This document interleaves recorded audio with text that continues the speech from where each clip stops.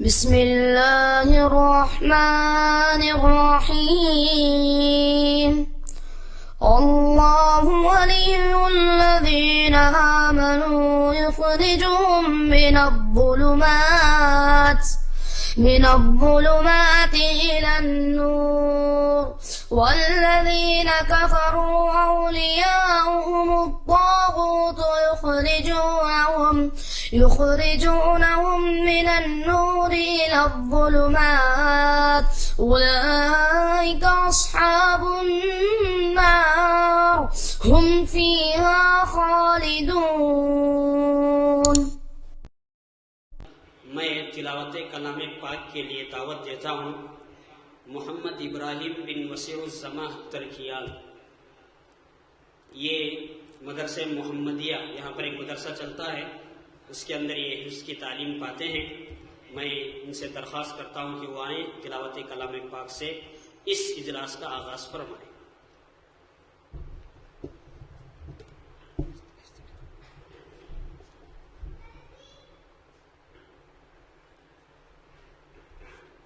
السلام علیکم ورحمۃ اللہ وبرکاتہ. اعوذ باللہ من الشیطان الرجیم. بسم اللہ الرحمن الرحیم. اقم الصلاة لدلوک الشمس إلى غسق الليل وقرآن الفجر إن قرآن الفجر كان مشهودا ومن الليل فتهجد به نافلة لك عسى أن يبعثك ربك مقاما محمودا وقل رب أدخلني مدخل صدق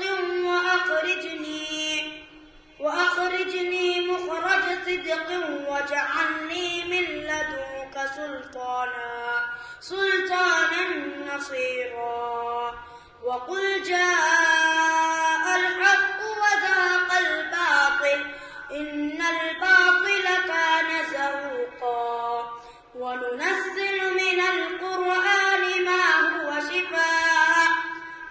هو شفاء ورحمة للمؤمنين ولا يزيد الظالمين إلا خسارا.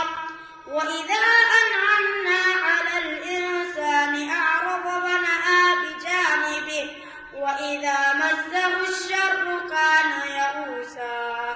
قل كل يعلم على شاكلته فربكم أعلم بمن هو أهدى سبيلا. السلام علیکم ورحمۃ اللہ وبرکاتہ.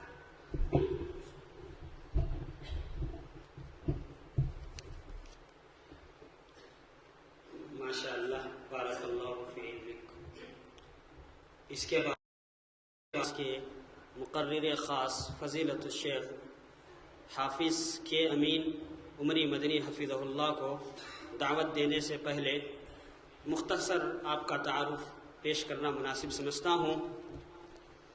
آپ کا نام جیسا کہ بیان کیا گیا حافظ کے امین عمری مدنی حفظہ اللہ ہے.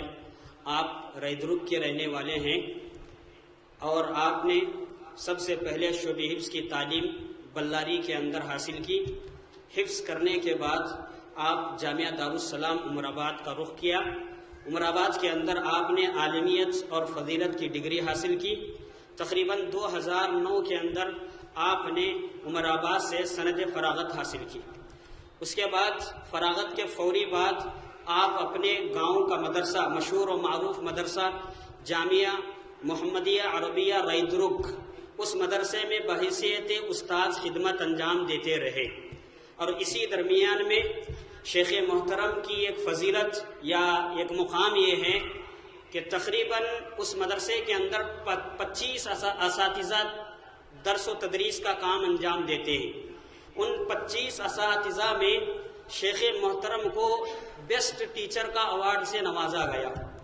اور اسی طریقے سے اس کے بعد شیخ محترم کو جامعہ اسلامیہ مدینہ منورہ سے ویزا آیا یا جامعہ اسلامیہ مدینہ منورہ کا آفر آیا تو وہیں سے آپ جو ہے جامعہ اسلامیہ مدینہ منورہ گئے اور وہاں پر جا کر 4 سال تعلیم آپ نے پائی.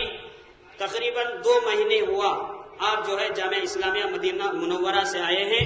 پھر اس کے بعد جامعہ اسلامیہ سے آنے کے بعد مدینہ آنے کے بعد مدینے سے آنے کے بعد فی الحال جو ہے آپ کے گاؤں کے مدرسے ہی میں جامعہ محمدیہ عربیہ ریدرک کے اندر ہی بحیثیت استاد خدمت انجام دے رہے ہیں. وقتاً فوقتاً اس طرح کے جو بھی پروگرامات کے لیے ان کو دعوت دی جاتی ہے تو ان پروگرامات کے اندر اٹینڈ کرتے ہیں اور اپنی صلاحیت کو لوگوں کے سامنے پیش کرتے ہیں اور لوگوں کو قرآن و سنت کی طرف لانے کی کوشش کرتے ہیں.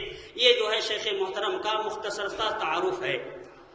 آپ کو معلوم ہے کہ اس اجلاس کے اندر جو عنوان مقرر کیا گیا ہے وہ ہے تراویح 8 رکعت یا 20 رکعت. یہاں پر ایک بات بیان کر کے میں شیخ محترم کو دعوت دوں گا. اللہ کے رسول جناب محمد مصطفیٰ صلی اللہ علیہ وسلم فرماتے ہیں، غالباً صحیح مسلم کی حدیث ہے، یا ایھا الناس افشوا السلام واطعموا الطعام وصلوا الارحام وصلوا باللیل والناس نیام تدخلوا الجنۃ بسلام.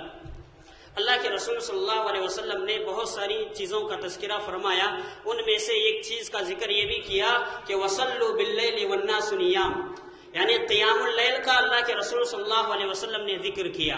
اور اس کے بدلے کیا ہوگا؟ تدخل الجنت بسلام، سلامتی کے ساتھ جنت میں داخل ہو جائیں گے.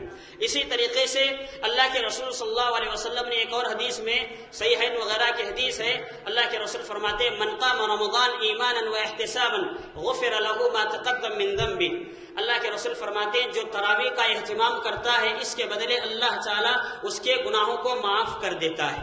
یہاں پر غور کرنے کی بات یہ ہے کہ اللہ کے رسول صلی اللہ علیہ وسلم فرماتے ہیں قیام اللیل کا اہتمام کرنے کی وجہ سے اللہ اس کو جنت میں داخل فرمائیں گے، اللہ تبارک و تعالیٰ اس کے گناہوں کو معاف کریں گے.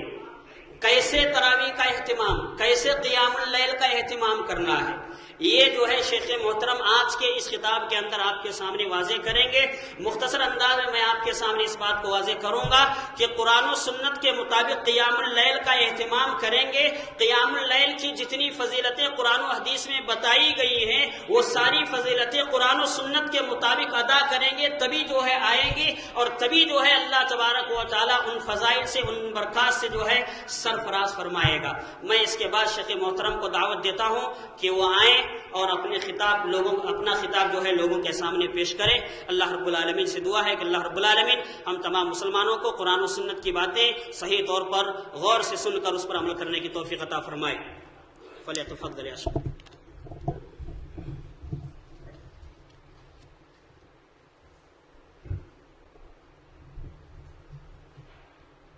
السلام علیکم ورحمۃ اللہ وبرکاتہ.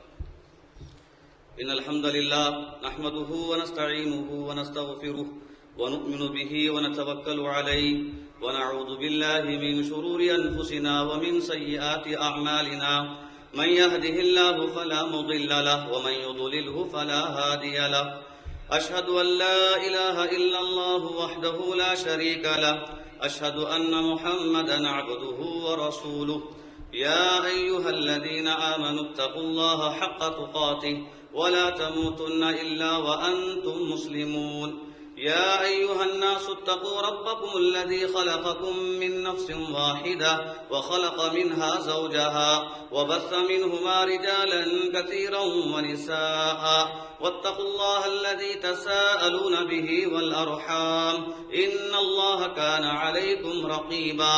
يا أيها الذين آمنوا اتقوا الله وقولوا قولا سديدا يصلح لكم أعمالكم ويغفر لكم ذنوبكم ومن يطع الله ورسوله فقد فاز فوزا عظيما.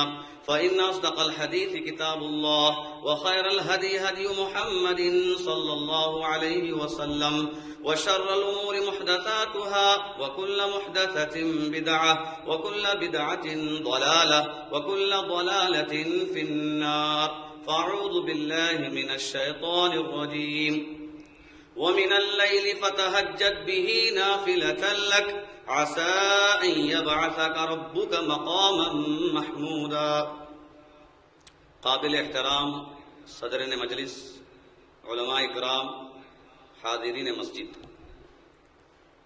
اللہ رب العالمین کا بے انتہا شکر احسان ہے کہ اللہ تعالیٰ نے ہم تمام کو سال بھر کے گناہ معاف کروانے کے لیے رمضان کا مہینہ عطا کیا ہے۔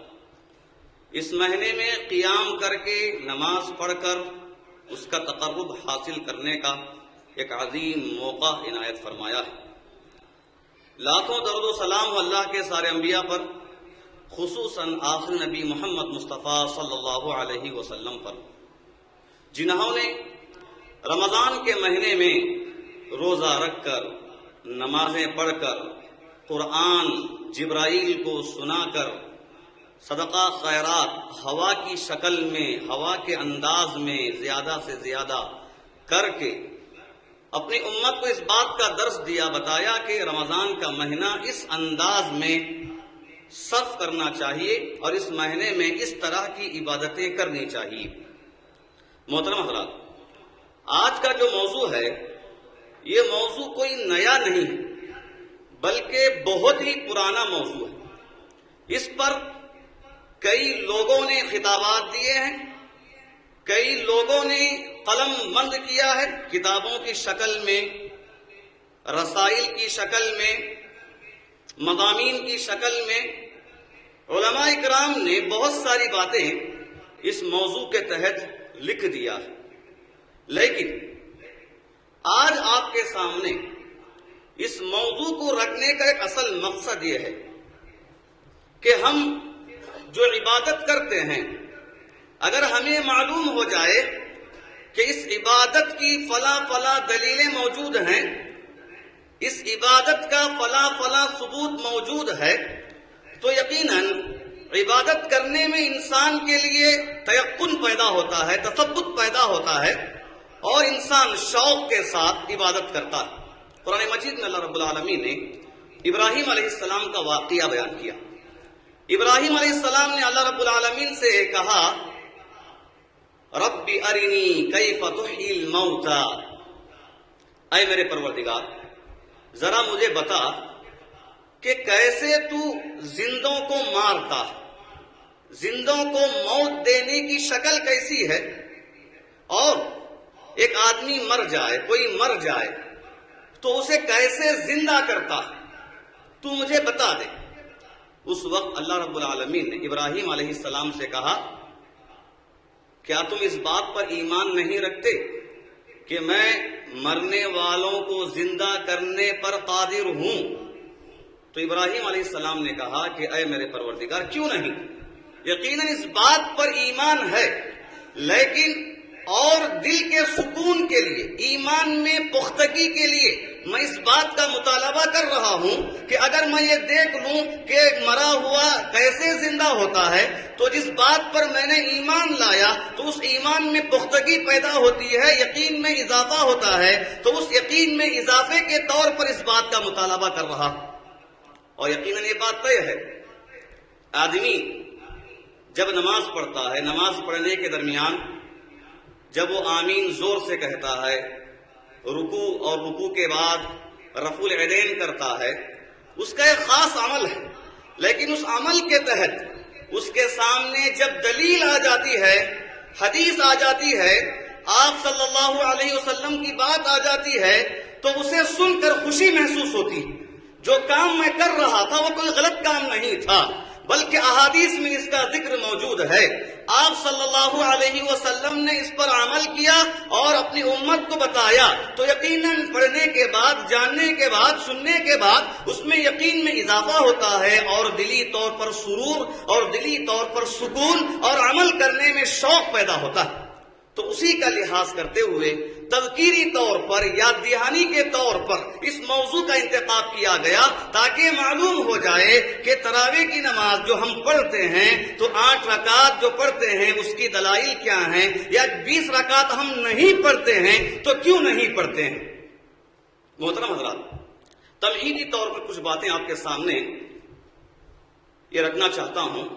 یہ بات یاد رکھیں، اللہ رب العالمین نے انسان کی زندگی بسر کرنے کے لیے دن اور رات کو رکھا ہے۔ دن اور رات یہ اللہ رب العالمین کی جانب سے ایک نشانی اور ایک علامت، اللہ کے ہونے پر دلیل ہے، رب کے ہونے پر دلیل ہے۔ اسی لیے اللہ تعالیٰ نے قرآن مجید میں کئی جگہ پر رات کی قسم کھایا، کئی موقعوں پر رات کی قسم کھایا۔ قسم کھا کر اللہ رب العالمین نے کہیں پر فرمایا واللیل اذا یغشا، تو کہیں پر فرمایا واللیل اذا یغشاہا، کہیں پر فرمایا واللیل اذا سجا، کہیں پر فرمایا واللیل اذا ادبر، اور کہیں پر فرمایا واللیل اذا عسعس۔ رات کی قسم کھا کر اللہ تعالیٰ نے رات کی اہمیت کو بتایا ہے اور یہ ثابت کیا ہے کہ یقیناً یہ رات کا آنا اللہ رب العالمین کے ہونے پر دلیل ہے، اللہ کے وجود پر دلیل ہے کہ وہ تصرف کر رہا ہے کہ انسانوں کے آرام کے لیے، ان کی راحت کے لیے، ان کی زندگی اچھی بنانے کے لیے دن اور رات کے موسم کو رکھ دیا ہے تاکہ لوگ اسے اپنا کر، اسے پا کر اپنی اچھی زندگی بسر کر سکیں، اور اس اختلاف کو دیکھ کر، رات اور دن کے اختلاف کو دیکھ کر اس بات پر بھی ایمان لائیں کہ کوئی ایک ایسی ذات ہے جو کبھی دن لاتی ہے تو کبھی رات لاتی ہے، دن کے بعد رات اور رات کے بعد دن لاتی ہے۔ اسی لیے اللہ رب العالمین نے قرآن مجید میں رات کے ذکر میں فرمایا کہ رات ہم نے ایک نشانی کے طور پر رکھا ہے تاکہ تم اس رات کو پا کر یہاں پر سکون کو حاصل کر سکو، دن کی تھکان کو دور کر سکو، اور وہاں پر تم راحت کو پا سکو۔ قرآن مجید میں اللہ رب العالمین نے ارشاد فرمایا وَمِنْ آيَاتِهِ اللَّيْلُ وَالنَّهَارُ وَالشَّمْسُ وَالْقَمَرُ، اللہ کی نشانیوں میں سے نشانیاں یہ بھی ہیں رات کا ہونا، دن کا ہونا، سورج کا ہونا، چاند کا ہونا، یہ بھی اللہ کی نشانیوں میں سے ہیں۔ اور دوسری جگہ پر اللہ رب العالمین نے فرمایا وَجَعَلْنَا اللَّيْلَ وَالنَّهَارَ آیَتَيْنِ، ہم نے رات اور دن کو دونوں کو آیت بنایا ہے، نشانی بنایا، یہ نشانی ہے ہماری جانب سے۔ اور اللہ تعالیٰ نے لوگوں کی راحت اور سکون کے لیے رات کو بنایا، اس کا ذکر کرتے ہوئے ارشاد فرمایا اللہ الذی جعل لکم اللیل لتسکنوا فیہ، اللہ وہ ہے جس نے رات کو بنایا تاکہ تم اس رات میں سکون کو حاصل کر سکو، سکینت کو پا سکو، دل کے سرور کو پا سکو۔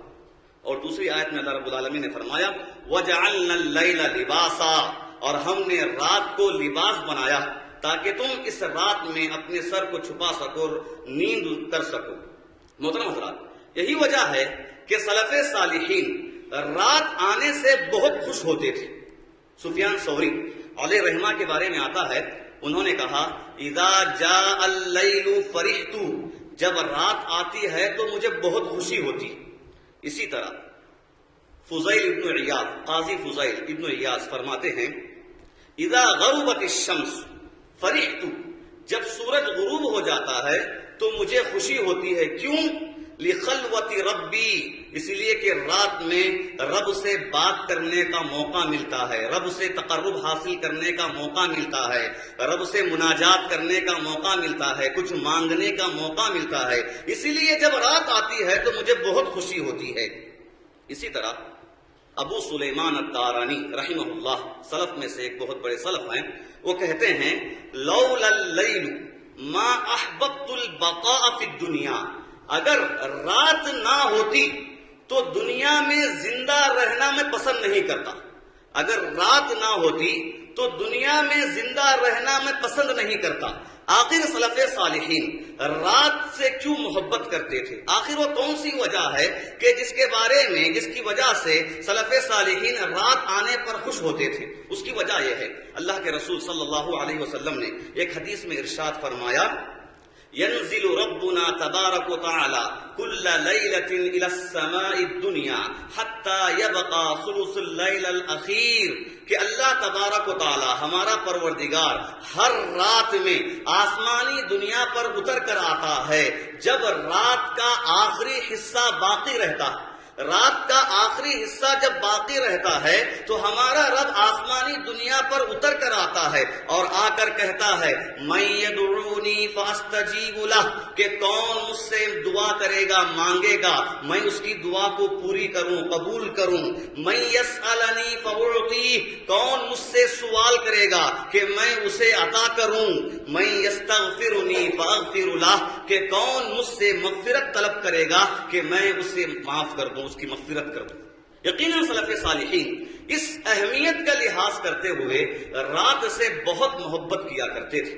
یہی وجہ ہے کہ اللہ رب العالمین نے سارے انسانوں میں جو سب سے اشرف ہیں، نبیوں میں جو سردار ہیں، ایسے نبی سے خطاب کرتے ہوئے اس رات میں خاص کر عبادت کرنے کا حکم دیا۔ اللہ رب العالمین نے اللہ کے رسول صلی اللہ علیہ وسلم سے فرمایا وَمِنَ اللَّيْلِ فَتَهَجَّدْ بِهِ نَافِلَةً لَكَ عَسَىٰ أَن يَبْعَثَكَ رَبُّكَ مَقَامًا مَحْمُودًا، کہ اے نبی آپ رات میں اٹھ کر نماز پڑھیے، ہو سکتا ہے کہ عنقریب اس نماز پڑھنے کی وجہ سے اللہ رب العالمین تمہیں مقام محمود عطا کرے۔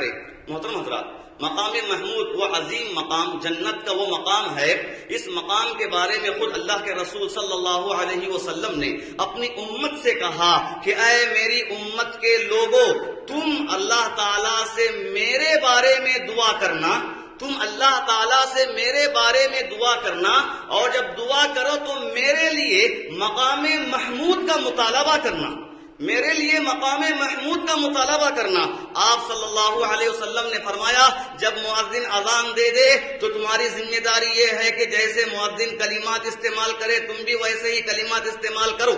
جب اذان ختم ہو جائے تو اذان ختم ہونے کے بعد تم دعا پڑھو اور دعا میں میرے لیے مقام محمود کا مطالبہ کرو اللہ رب العالمین سے۔ یقیناً جب آدمی اذان کی دعا پڑھتا ہے تو اذان کی دعا میں یہ بھی کہتا ہے وَآتِ مُحَمَّدًا الْوَسِيلَةَ وَالْفَضِيلَةَ وَابْعَثْهُ مَقَامًا مَحْمُودًا الَّذِي وَعَدتَّهُ، کہ اے اللہ تو محمد کو وسیلہ نامی جگہ دے دے اور تو محمد کو مقام محمود جس کا تو نے اس سے وعدہ کیا ہے اس مقام کو بھی تو عطا کر۔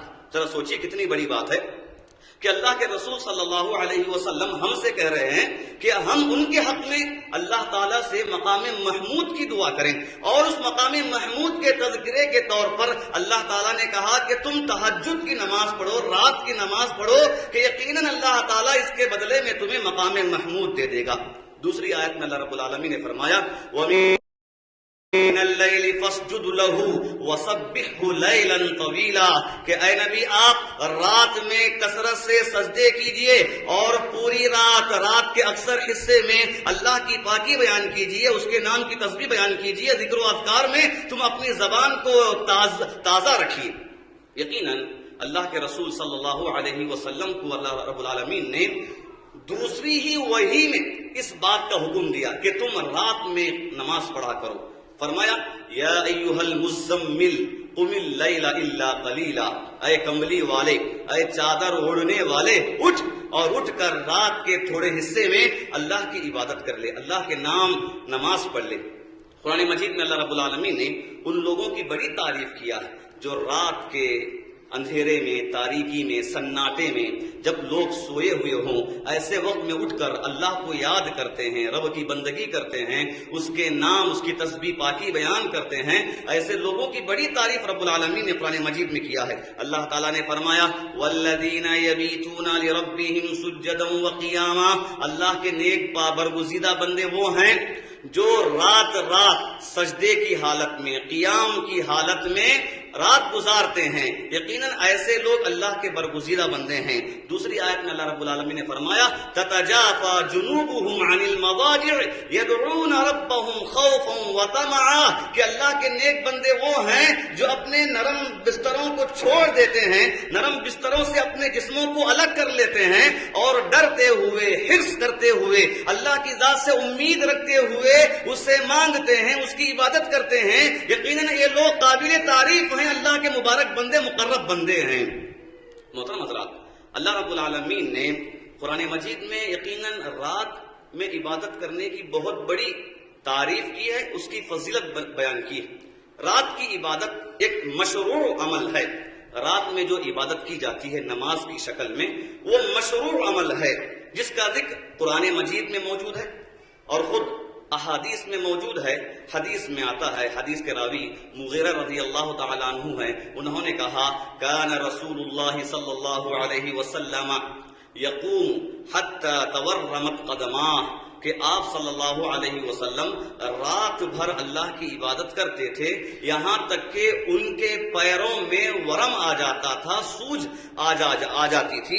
فقیل لہو, صحابہ نے آپ سے کہا غفر اللہ لک ما تقدم من ذنبک وما تأخر, اے اللہ کے رسول صلی اللہ علیہ وسلم اللہ تعالیٰ نے آپ کے اگلے پچھلے گناہوں کو معاف کر دیا ہے, پھر بھی آپ رات رات اس قدر عبادت کرنے کی ضرورت کیا ہے؟ تو آپ نے فرمایا افلا اکون عبدا شکورا, کیا میں اللہ کا شکر گزار بندہ نہ بنوں؟ یقیناً اللہ کی شکر گزاری کی ایک علامت, ایک طریقہ نماز کا قائم کرنا ہے, تہجد کا پڑھنا ہے. اگر اب بندے پر اللہ کی جانب سے نعمتوں کی بارش ہے, رحمتوں کی بارش ہے, فضل نازل ہو رہا ہے, خوشحالی اللہ کی جانب سے مل رہی ہے, تو اس خوشحالی میں اللہ کا شکر ادا کرنے کا ایک طریقہ یہ بتایا گیا کہ آدمی کو چاہیے کہ رات میں اللہ کی عبادت کرے. اللہ کی عبادت کرنے سے اس کی شکر گزاری ہوگی اور اللہ کی نعمت میں بہت زیادہ اضافہ ہوگا. محترم حضرات, احادیث میں اللہ کے رسول صلی اللہ علیہ وسلم نے رات میں کی جانے والی عبادت کی بڑی فضیلت بیان کی. ایک حدیث میں آپ نے ارشاد فرمایا علیکم بقیام اللیل فإنہ دأب الصالحین, لوگوں تم رات میں اٹھ کر نمازیں پڑھا کرو, اس لیے کہ یہ نیک لوگوں کی صفت ہے, صالحین کی صفت ہے. رات میں نمازیں قائم کرنا یہ نیک لوگوں کی علامت ہے. ایک حدیث میں آپ نے ارشاد فرمایا شرف المؤمن صلاته باللیل وعزه استغناؤه عما فی ایدی الناس, مومن کی شرافت, اس کی عزت اور اس کی برتری رات میں نماز پڑھنے میں ہے. جو رات میں نماز پڑھتا ہے اللہ تعالیٰ اس سے محبت کرتا ہے, جس سے اللہ محبت کرتا ہے اس سے کائنات کی ساری مخلوق محبت کرتی ہے. آسمان کے فرشتے محبت کرتے ہیں, زمین کے فرشتے محبت کرتے ہیں, اور اللہ تعالیٰ غیبی طور پر انسانوں کے دلوں میں بھی اس کی محبت کو ڈال دیتا ہے. اس لیے آپ نے بتایا شرف المؤمن صلاته باللیل, مومن کی شرافت اور اس کی عزت رات کی نماز میں ہے. اور فرمایا وعزه استغناؤه عما فی ایدی الناس, اور مومن کی عزت اس بات میں بھی ہے کہ وہ لوگوں کے پاس جو مال ہے اس مال میں حرص کیے بغیر اللہ کی ذات پر یقین رکھتے ہوئے قناعت کے ساتھ زندگی بسر کرے تو اس میں بھی اس کی عزت ہے. لوگوں سے پوچھے بغیر, لوگوں کے مال پر حسد کیے بغیر, لوگوں کے مال پر حرص کیے بغیر, ان پر لالچ رکھے بغیر, ان سے سوال کیے بغیر اگر وہ قناعت کے ساتھ اللہ کی ذات پر امید رکھتے ہوئے زندگی بسر کرے گا یقیناً اس میں اس کی عزت ہے. ایک حدیث میں آپ نے ارشاد فرمایا کہ اللہ رب العالمین 3 لوگوں سے محبت کرتا اور ان کے ذکر کر کے خوش ہوتا اور انہیں خوشخبری سناتا. تو آپ نے اس میں سے ایک آدمی کا ذکر کیا والذی لہ امرأۃ حسنہ وفراشہ لین فیقوم من اللیل ویدر شہوتہ ویذکرنی لو شاء یقدر. کہا کہ اس میں سے ایک آدمی وہ ہے جس کے پاس خوبصورت بیوی ہے, حسین بیوی ہے اور نرم و نازک بستر ہے, لیکن وہ اللہ کی یاد میں اپنی بیوی کو چھوڑ دیتا ہے, نرم و نازک بستر کو چھوڑ دیتا ہے, رات میں اٹھ کر نماز پڑھتا ہے, مجھے یاد کرتا ہے, اپنے خواہشات کو چھوڑ دیتا ہے. اگر وہ چاہتا تو آرام سے سو سکتا, لیکن مجھے یاد کرنے کی خاطر, میرا تقرب حاصل کرنے کی خاطر وہ ہر قسم کے خواہشات کو ترک کر دیتا ہے. تو ایسے آدمی کے ذکر پر اللہ رب العالمین خوش ہوتا ہے, ہنستا ہے, اسے خوشخبری سناتا ہے اور اس سے محبت بھی کرتا ہے. یقیناً رات کی عبادت بہت ہی فضیلت والی عبادت ہے. اگر کسی آدمی کے اندر یہ صفت آ گئی, تہجد پڑھنے کی صفت آ گئی, رات میں اٹھ کر کم سے کم 2 رکعت نماز پڑھنے کی صفت آ گئی, یقیناً ایسا بندہ کبھی غلطیوں کے قریب جا نہیں سکتا, کبھی غلطیوں کے قریب جا نہیں سکتا، بلکہ ہر قسم کے اچھے اخلاق کو اختیار کرتا ہے، ہر قسم کے برے افعال سے دور رہتا ہے، اور اس کے اندر عاجزی آتی ہے، کبھی تکبر نہیں آتا، اور شیطان بھی ایسے انسان کے قریب نہیں آتا جو رات کے وقت میں اپنی نیند کو قربان کر کے اللہ رب العالمین کو یاد کرتا ہے۔ یقیناً یہ بہت ہی کٹھن معاملہ ہے۔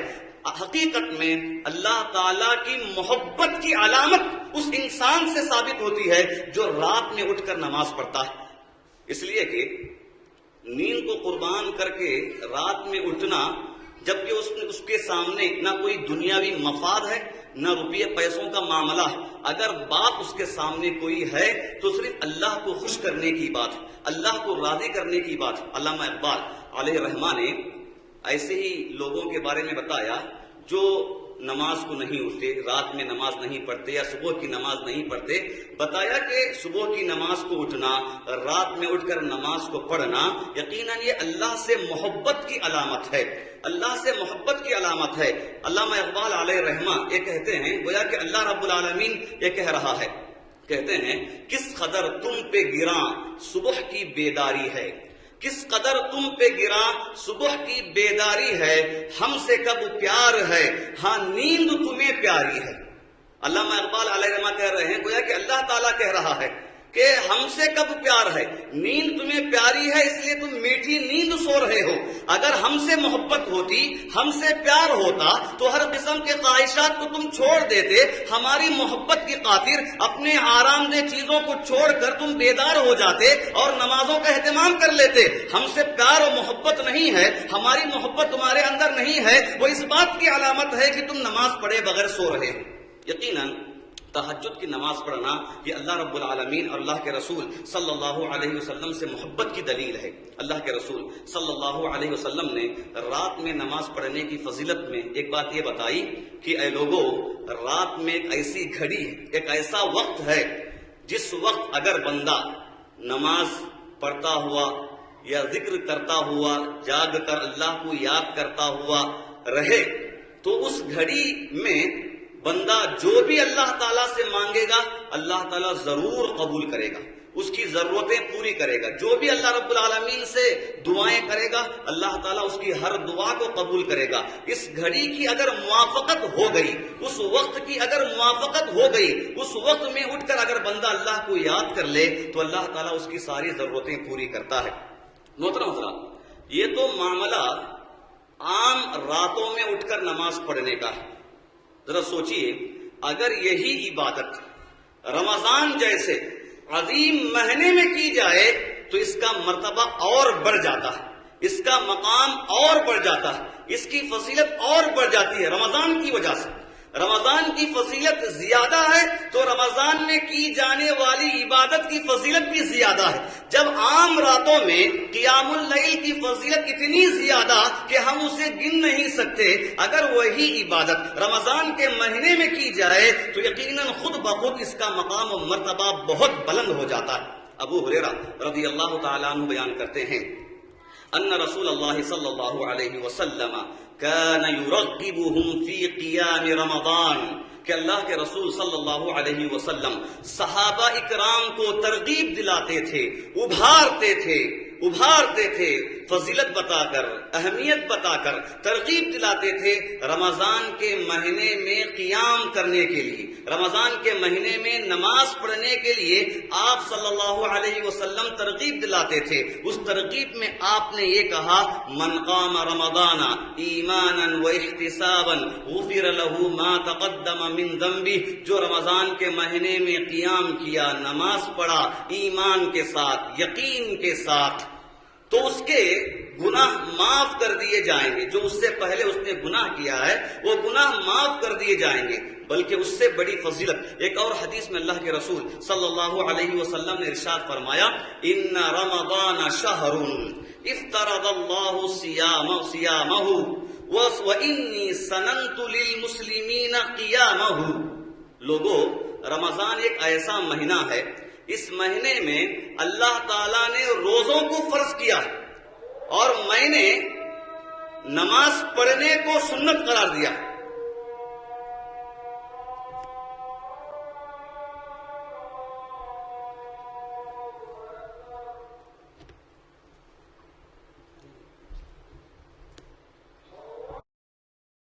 آپ صلی اللہ علیہ وسلم نے رمضان کے مہینے میں قیام کرنے ایک بہت بڑی فضیلت بتائی، حدیث حسن درجے کی ہے۔ آپ نے فرمایا کہ رمضان ایک ایسا مہینہ ہے، اس مہینے میں اللہ تعالیٰ نے روزوں کو فرض کیا ہے اور میں نے نماز پڑھنے کو مشروع کیا ہے۔ فمن صامہ وقامہ ایمانا واحتسابا خرج من الذنوب کیوم ولدتہ امہ، اگر کوئی اس مہینے میں روزہ رکھ لے اور اس مہینے میں نماز پڑھ لے تو وہ گناہوں سے ایسے نکل جائے گا جیسے کہ ابھی ابھی وہ پیدا ہوا ہے، گناہوں سے ایسے وہ مکمل طور پر پاک ہو جائے گا جیسا کہ وہ ابھی ابھی پیدا ہوا ہے۔ جیسا چھوٹا بچہ گناہوں سے پاک رہتا ہے ویسے اس کے گناہ سارے کے سارے معاف کر دیے جائیں گے۔ ایک مرتبہ ایک صحابی آپ صلی اللہ علیہ وسلم کے پاس آئے اور آ کر کہا، اے اللہ کے رسول صلی اللہ علیہ وسلم، اگر میں توحید کا اقرار کروں اور 5 وقت کی نماز پڑھوں، زکوٰۃ دوں، رمضان کے روزے رکھوں اور رمضان کا قیام کروں، رمضان کی نماز پڑھوں، تو میرا شمار کن لوگوں میں ہوگا؟ تو آپ نے کہا کہ اگر تو ان باتوں پر عمل کرے گا تو یقیناً تیرا شمار صدیقین میں ہوگا، شہداء میں ہوگا۔ جو جنت کے اندر عظیم مقامات میں سے ایک مقام ہے، مرتبے میں سے ایک مرتبہ ہے، آپ نے کہا کہ تیرا مقام صدیقین میں سے ہوگا، شہداء میں سے ہوگا۔ یقیناً رمضان کے مہینے میں اگر یہ عبادت کی جائے جو عبادت عام دنوں میں کی جاتی ہے، اس کا مرتبہ بہت بڑھ جاتا ہے۔ سلف صالحین نے اس کی اہمیت بتاتے ہوئے فرمایا، عبداللہ بن عمر ابن العاص رضی اللہ تعالیٰ عنہ کہتے ہیں، رکعۃ باللیل خیر من 10 رکعات، رات میں 1 رکعت نماز کا پڑھنا دن میں 10 رکعت نماز پڑھنے سے بہتر ہے۔ جو آدمی رات میں نماز پڑھتا ہے تو وہ نماز دن کی نمازوں سے بہت زیادہ بہتر ہے، 1 رکعت 10 رکعتوں سے بہتر ہے۔ اس کی وجہ یہ ہے کہ رات میں جب آدمی اٹھ کر نماز پڑھتا ہے تو خلوص دل کے ساتھ پڑھتا ہے، اخلاص کے ساتھ پڑھتا ہے، خشوع کے ساتھ پڑھتا ہے، اللہ سے کچھ مانگنے کے لیے، کچھ مطالبہ کرنے کے لیے پڑھتا ہے، اور وہاں پر اللہ کا تقرب حاصل کرنا مقصود رہتا ہے۔ اسی لیے رات کی نماز کی اہمیت کو زیادہ بتایا گیا ہے۔ یہاں پر ایک مسئلہ ہے، وہ مسئلہ یہ ہے، کیا تہجد کی نماز اور تراویح کی نماز دونوں ایک ہیں یا دونوں الگ الگ ہیں؟ آدمی رمضان کے علاوہ دنوں میں جو تہجد کی نماز پڑھتا ہے وہ نماز، اور رمضان کے مہینے میں جو نماز پڑھتا ہے وہ نماز، دونوں ایک نماز ہے یا ایک الگ الگ نماز ہے؟ اس میں اصل بات یہ ہے کہ دونوں میں کوئی فرق نہیں ہے، تہجد اور تراویح دونوں ایک ہی نماز ہے۔ ان نمازوں کے لیے کئی نام استعمال کیے جاتے ہیں، جیسے صلاۃ التراویح یا قیام اللیل یا صلاۃ اللیل اور تہجد، 4 قسم کے نام اگرچہ کے استعمال کیے جاتے ہیں، نماز کے لحاظ سے سب ایک ہی نماز ہے۔ تراویح بھی تہجد ہے اور تہجد بھی تراویح ہے۔ رات میں جو بھی نماز پڑھی جاتی ہے وہ ساری کی ساری نماز ایک ہی ہے، چاہے وہ رمضان کے علاوہ دنوں میں پڑھے یا کہ رمضان کے دنوں میں پڑھے، جو بھی نمازیں پڑھی جاتی ہیں دونوں میں کسی قسم کا فرق نہیں ہے۔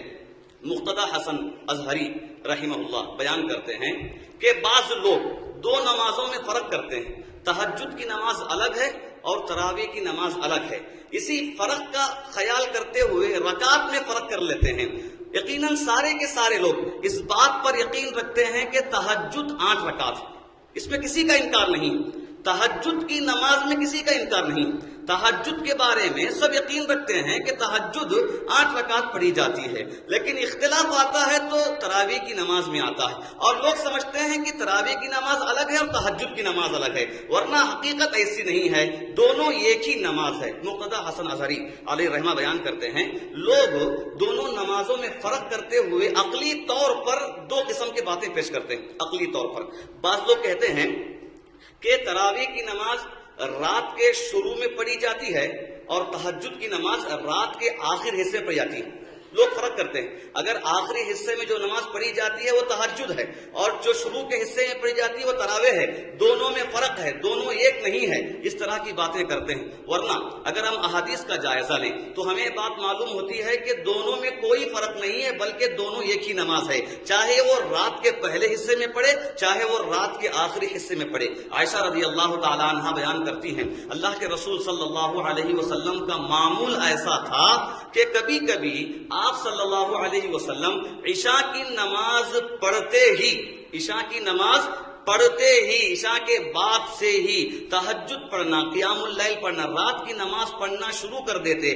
وقفے کے ساتھ آخری وقت تک, صبح کی نماز کے قریب تک آپ صلی اللہ علیہ وسلم نماز پڑھا کرتے تھے. انس رضی اللہ تعالی عنہ بیان کرتے ہیں اگر کوئی آدمی یہ چاہے کہ اب میں دیکھوں کہ اللہ کے رسول صلی اللہ علیہ وسلم رات کے کون سے حصے میں سوتے ہیں اور کون سے حصے میں نماز پڑھتے ہیں, تو آدمی کو ہر حصے میں آپ صلی اللہ علیہ وسلم کا نماز پڑھنا مل جائے گا اور ہر حصے میں سونا بھی مل جائے گا. یہ آپ کا معمول تھا. کبھی آپ رات کے پہلے حصے میں نماز پڑھ کر سو جاتے, پوری رات سوتے, کبھی آپ رات کے پہلے حصے میں سو جاتے اور آخری رات میں اٹھ کر نماز پڑھتے تھے. تو اس سے بات معلوم ہوتی ہے کہ دونوں نمازوں میں کسی قسم کا فرق نہیں ہے, چاہے آدمی رات کے پہلے حصے میں پڑھے چاہے آدمی رات کے آخری حصے میں پڑھے, دونوں نمازیں ایک ہی ہیں. اسی طرح بعض لوگ ایک اشکال پیش کرتے ہیں, فرق ثابت کرنے کے لیے کہتے ہیں کہ تراویح کی نماز جماعت کے ساتھ پڑھی جائے گی اور تہجد کی نماز تنہا پڑھی جائے گی. جو نماز جماعت کے ساتھ پڑھی جاتی ہے وہ تہجد ہے, جو نماز تنہا پڑھی جاتی ہے جو نماز جماعت کے ساتھ پڑھی جاتی ہے وہ تراویح ہے, جو نماز تنہا پڑھی جاتی ہے وہ تہجد ہے. لوگ فرق کرتے ہیں, حالانکہ ایسی بات نہیں, بلکہ اللہ کے رسول صلی اللہ علیہ وسلم نے تہجد کی نماز بھی جماعت کے ساتھ پڑھی ہے. اور آپ کے ساتھ جماعت کے ساتھ پڑھنے والوں میں جابر رضی اللہ تعالی عنہ, ابن عباس رضی اللہ تعالی عنہ, حذیفہ رضی اللہ تعالی عنہ, اسی طرح ابن مسعود رضی اللہ تعالی عنہ, 4 صحابہ سے ایسے احادیث وارد ہیں جنہوں نے کہا کہ آپ صلی اللہ علیہ وسلم نماز پڑھنا شروع کیے تو ہم آپ کے پیچھے نماز پڑھنے لگ گئے, ہم نے جماعت کے ساتھ نماز پڑھی. گویا کہ وہ نماز تہجد کی آپ پڑھ رہے تھے اور جماعت کے ساتھ آپ پڑھ رہے ہیں. تو یہ کہنا کہ تراویح کی نماز جماعت کے ساتھ پڑھی جائے گی اور تہجد کی نماز جماعت کے بغیر پڑھی جائے گی, دونوں میں اس طرح کا فرق ہے, بالکل غلط ہے. اللہ کے رسول صلی اللہ علیہ وسلم نے تہجد کی نماز کو بھی جماعت کے ساتھ پڑھایا اور رمضان کے مہینے میں تراویح کی نماز کو بھی آپ نے جماعت کے ساتھ پڑھایا. اس میں کسی طرح کا کوئی فرق نہیں ہے.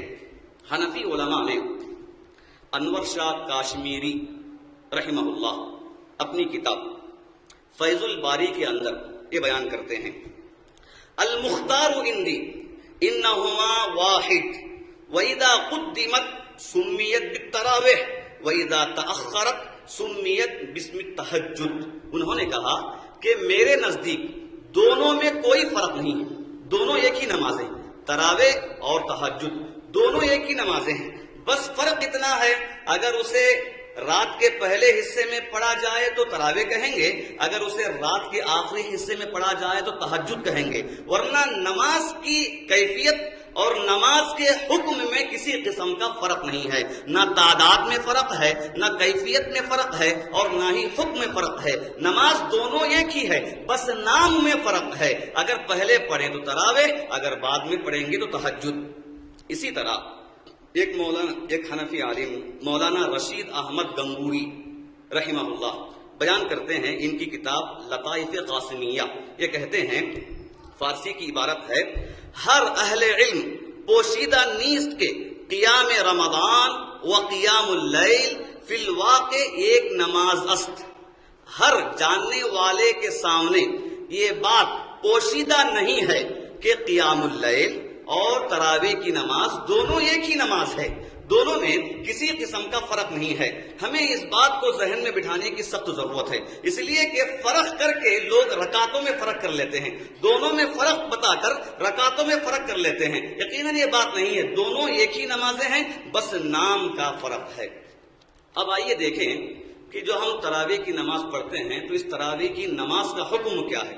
یہ تو بات سب کو معلوم ہے کہ رات میں جو نماز پڑھی جاتی ہے وہ نماز سنت کا حکم رکھتی ہے، سنت کا درجہ رکھتی ہے۔ یقیناً علماء اکرام نے اس بات پر اجماع قائم کیا ہے۔ امام نووی علیہ رحمہ نے مسلم کی شرح میں یہ بات بتائی، صلاۃ التراویح سنت باجماع العلماء، علماء کے اجماع کے ساتھ یہ بات ثابت شدہ ہے کہ تراویح کی نماز پڑھنا یہ سنت ہے، یہ سنت ہے، مستحب عمل ہے، مشروع عمل ہے۔ لیکن یہاں پر امام البانی علیہ رحمہ کی عبارت کا جاننا بہت ضروری ہے۔ انہوں نے صلاۃ التراویح سنت ہونے کے ساتھ ساتھ ایک اچھی بات انہوں نے بتائی۔ امام البانی علیہ رحمہ نے فرمایا وَلَيْسَ صَلَاةُ التَّرَاوِيحِ مِنَ النَّوَافِلِ الْمُطْلَقَةِ حَتَّى يَكُونُوا لِلْمُصَلِّي الْخِيَارُ فِي أَن يُصَلِّيهَا بِأَيِّ عَدَدٍ شَاءَ بل ہی سنت مؤکدہ۔ انہوں نے کہا کہ صلاۃ التراویح مطلق نفل نماز کی طرح نہیں، مطلق نفل نماز کی طرح نہیں کہ آدمی جتنی چاہے پڑھے، آدمی جتنی چاہے پڑھے، جتنی رکعت چاہے پڑھے، ایسا مطلق یہ تراویح کی نماز مطلق نفل نماز کی طرح نہیں ہے، بلکہ یہ سنت مؤکدہ ہے۔ آپ صلی اللہ علیہ وسلم نے جتنی رکعتیں پڑھا، صحابہ کو جتنی رکعتیں پڑھنے کا حکم دیا، بتایا اور پڑھایا، انہی رکعتوں کا اہتمام کیا جائے گا۔ یہ دوسرے نفل نمازوں کی طرح جتنی چاہے انسان پڑھے ایسی بات نہیں، دوسرے مطلق نفل نمازوں کی طرح نفل نماز نہیں ہے، بلکہ یہ سنت مؤکدہ ہے کہ اللہ کے رسول صلی اللہ علیہ وسلم نے جتنی عدد کا، جتنی رکعت کا لحاظ رکھا، اتنی رکعت کا برابر لحاظ رکھا جائے گا۔ محترم حضرات، صلاۃ التراویح کے بارے میں ایک اشکال یہ پایا جاتا ہے، لوگ یہ سمجھتے ہیں کہ تراویح کی نماز آپ صلی اللہ علیہ وسلم کے زمانے میں جماعت کے ساتھ نہیں پڑھی گئی، بلکہ عمر رضی اللہ تعالی عنہ کے زمانے میں جماعت کے ساتھ پڑھنا شروع کیا گیا۔ لوگوں کا اس معاملے میں اس طرح کا تصور ہے، حالانکہ ایسی بات نہیں، بلکہ یہ بات ثابت ہے کہ اللہ کے رسول صلی اللہ علیہ وسلم کے زمانے ہی سے تراویح کی نماز جماعت کے ساتھ ادا کی جاتی آ رہی ہے۔ آپ صلی اللہ علیہ وسلم کے زمانے سے، جیسا کہ حدیث میں بتایا گیا کہ آپ صلی اللہ علیہ وسلم نے صحابہ کو 3 رات جماعت کے ساتھ نماز پڑھایا، تراویح کی نماز رمضان کی رات میں 3 رات آپ نے جماعت کے ساتھ نماز پڑھایا۔ چوتھی رات صحابہ زیادہ تعداد میں آ گئے، ساری مسجد پوری بھر گئی اور آپ کا انتظار کرتے رہے، لیکن اللہ کے رسول صلی اللہ علیہ وسلم نہیں نکلے، باہر نہیں آئے۔ رات مکمل ختم ہوئی، صبح آنے کے بعد صحابہ نے پوچھا کہ کیا بات ہے کہ آج تم نماز پڑھانے نہیں آئے؟ تو اس وقت اللہ کے رسول صلی اللہ علیہ وسلم نے کہا بس مجھے اس بات کا ڈر تھا کہ اگر ہم پابندی کے ساتھ پڑھیں گے تو ہو سکتا ہے کہ اللہ تعالیٰ تم پر یہ نماز بھی فرض کر دے، بس تمہارے آسانی کا سوچ کر میں نے چوتھی رات نماز پڑھانے نہیں آیا۔ لیکن یہ تو بات ثابت ہو گئی کہ آپ صلی اللہ علیہ وسلم اس سے پہلے 3 رات جماعت کے ساتھ صحابہ کو آپ نے نماز پڑھایا، چوتھی رات آپ نے نہیں پڑھایا، یہ ڈر کر کہ اگر میں پڑھاؤں گا تو اور صحابہ کے شوق کو دیکھ کر اگر فرض کر دی جائے تو صحابہ مسلمانوں کے لیے مشقت کی بات ہوگی، تکلیف کی بات ہوگی، تو مسلمانوں کا خیال کرتے ہوئے آپ نے چوتھی رات جماعت کے ساتھ نماز نہیں پڑھایا۔ لیکن اس سے بات معلوم ہوتی ہے کہ آپ نے 3 رات جماعت کے ساتھ نماز پڑھایا ہے۔ امام البانی علیہ رحمہ نے اپنی کتاب صلاۃ التراویح کے اندر جماعت کے ساتھ نماز پڑھنے کے بارے میں بتایا کہ 3 قسم کی دلیلیں ہمارے پاس موجود ہیں جو اس بات کا ثبوت دیتی ہیں کہ جماعت کے ساتھ نماز پڑھنا، تراویح کی نماز پڑھنا آپ صلی اللہ علیہ وسلم کے زمانے ہی سے موجود ہے۔ اس میں سے پہلی دلیل حدیث تقریری ہے۔ حدیث تقریری کہتے ہیں کہ آپ صلی اللہ علیہ وسلم کے سامنے کوئی کام کیا جائے اور آپ اسے دیکھ رہے ہیں، اس کام کو دیکھ رہے ہیں اور دیکھ کر بھی خاموش رہیں، دیکھ کر بھی خاموشی اختیار کر رہے ہیں، اس کام سے نہیں روک رہے ہیں۔ گویا کہ آپ کا خاموش رہنا وہ اس بات کی علامت کہ آپ کے سامنے جو کام کیا گیا ہے وہ کام صحیح ہے، آپ کے سامنے جو کام کیا گیا ہے وہ کام صحیح ہے۔ حدیث میں بتایا گیا خرج رسول اللہ صلی اللہ علیہ وسلم ذات لیلۃ فی رمضان فرأى ناسا فی ناحیۃ المسجد یصلون، ایک مرتبہ آپ صلی اللہ علیہ وسلم نکلے، دیکھا چند لوگوں کو رمضان کے مہینے میں مسجد کے کسی کونے میں کھڑے ہو کر نماز پڑھ رہے ہیں، فقال ما يصنع هؤلاء، پوچھا کہ یہ لوگ کیا کر رہے ہیں، کہنے والے نے کہا قال قائل یا رسول اللہ هؤلاء ناس ليس معهم قرآن وأبي بن كعب يقرأ وهو معه يصلون بصلاته، اے اللہ کے رسول صلی اللہ علیہ وسلم، یہ جو لوگ ہیں ان لوگوں میں کوئی ایسا نہیں ہے جسے قرآن یاد ہو، تو ابی ابن کعب رضی اللہ تعالیٰ عنہ انہیں نماز پڑھا رہے ہیں، اس لیے کہ انہیں قرآن یاد ہے، اس لیے یہ انہیں نماز پڑھا رہے ہیں۔ رمضان کا واقعہ ہے، آپ جماعت کو دیکھ رہے ہیں جو جماعت کے ساتھ نماز پڑھی جا رہی تھی، تو آپ نے پوچھا کہ لوگ کیا کر رہے ہیں، تو بتایا گیا کہ اس میں کوئی قرآن کو یاد کیا ہوا نہیں ہے، اس لیے ابی بن کعب انہیں نماز پڑھا رہے ہیں۔ تو آپ نے فقال فقد احسنوا، تو آپ نے کہا تب تو لوگ اچھا کام کر رہے ہیں، تو گویا کہ یہ تقریری حدیث ہے، یعنی آپ کے سامنے رمضان کے مہینے میں رات کی نماز جماعت کے ساتھ پڑھی جا رہی تھی، آپ نے دیکھا اور صحابہ کو نہیں روکا، بلکہ آپ نے کہا کہ فقد احسنوا، کہ اچھا کام کر رہے ہیں۔ اس کے بعد دوسری دلیل اس بات کی یہ ہے کہ خود آپ صلی اللہ علیہ وسلم نے صحابہ اکرام کو رمضان کے مہینے میں جماعت کے ساتھ نماز پڑھایا ہے۔ جابر رضی اللہ تعالیٰ عنہ کی حدیث اور نعمان بن بشیر رضی اللہ تعالیٰ عنہ کی حدیث اس بات پر دلیل ہے کہ دونوں حدیثوں میں اس بات کا علم ملتا ہے کہ خود آپ صلی اللہ علیہ وسلم نے رمضان کے مہینے میں صحابہ اکرام کو جماعت کے ساتھ نماز پڑھایا ہے۔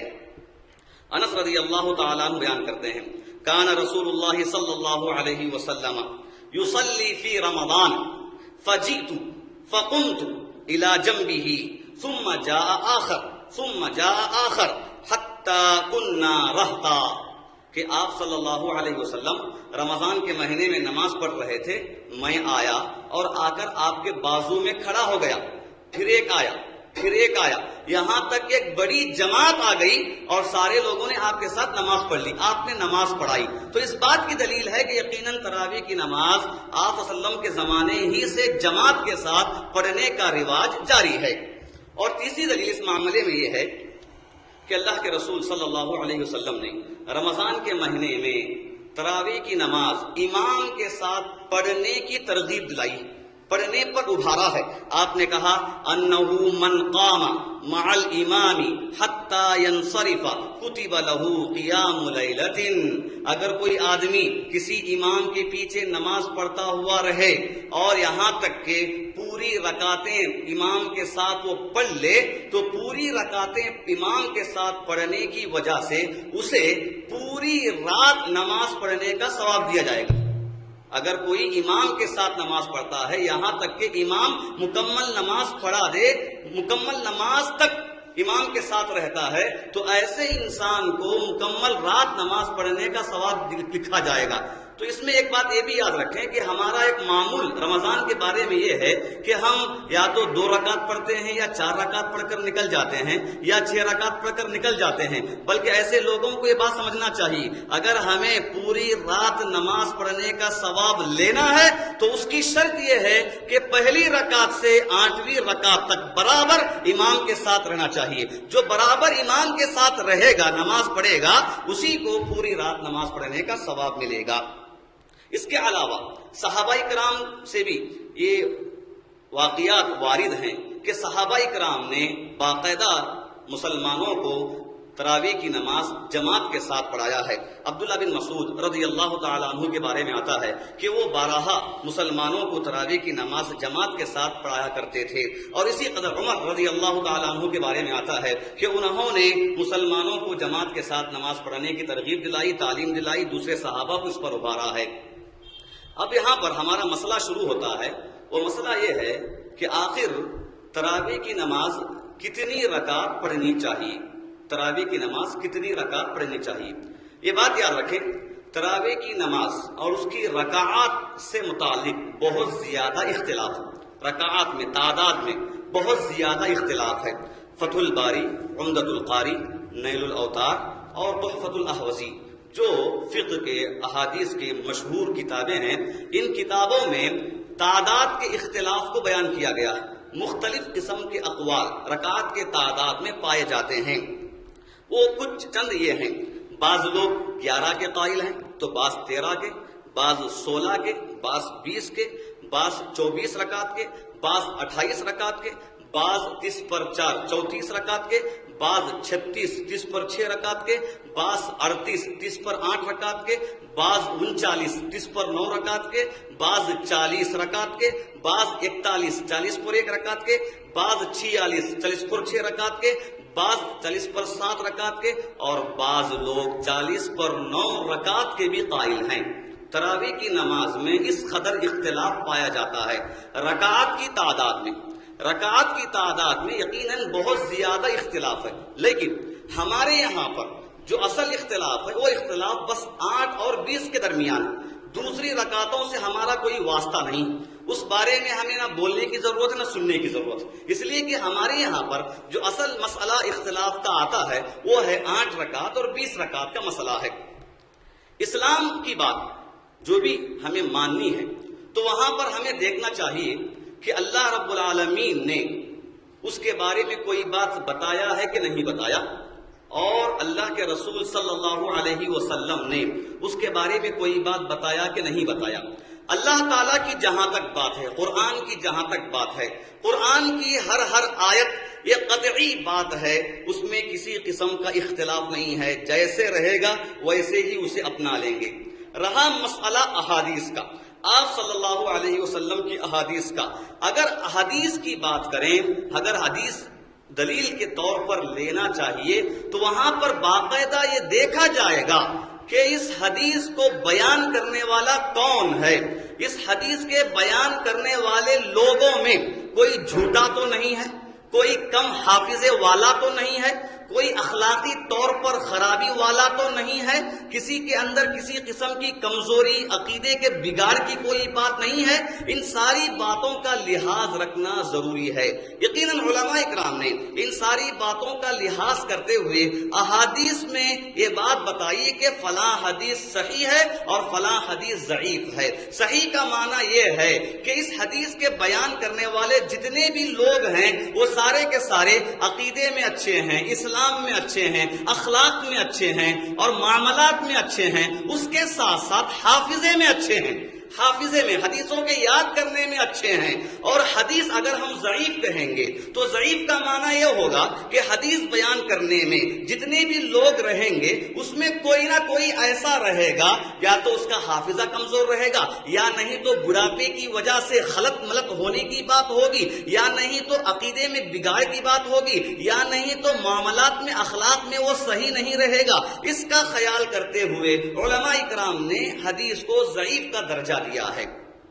یقیناً حدیث کی بات ماننے میں اس کا لحاظ رکھنا بہت ضروری ہے۔ وہ اس لیے ضروری ہے، عام طور پر لوگ سوال کرتے ہیں یہ کیسی بات ہے، لوگ اگر اپنے مفاد کی بات آتی ہے تو اپنی پوری حدیثوں کو صحیح کہتے ہیں، اگر ان کے خلاف کوئی بات آتی ہے تو پوری حدیثوں کو ضعیف کہتے ہیں۔ یہ کیسے لوگ بیان کرتے ہیں کہ اگر اپنے عمل کی بات آتی ہے تو ان کی ساری حدیثیں صحیح، اگر ہمارے عمل کی بات ہے، ہمارے کام کی بات ہے تو وہاں پر سارے حدیثیں ضعیف۔ ایسی بات نہیں، علماء اکرام نے اپنے مفاد کی خاطر کسی حدیث کو صحیح کسی حدیث کو ضعیف کبھی نہیں کہا، بلکہ علماء اکرام نے ہر طور پر اس بات کی کوشش کی کہ ہر قسم کے حدیث کو صحیح بنایا جائے تاکہ لوگ اس پر عمل کر سکیں، اسلام لوگوں تک پہنچ سکے۔ لیکن جب دیکھا کہ فلاں آدمی اس میں جھوٹا ہے، فلاں آدمی حافظے کا کمزور ہے، فلاں آدمی عقیدے میں بگاڑ ہے، فلاں آدمی بڑھاپے کی وجہ سے خلط ملط ہو گیا ہے، یادداشت اس کی خلط ملط ہو گئی ہے،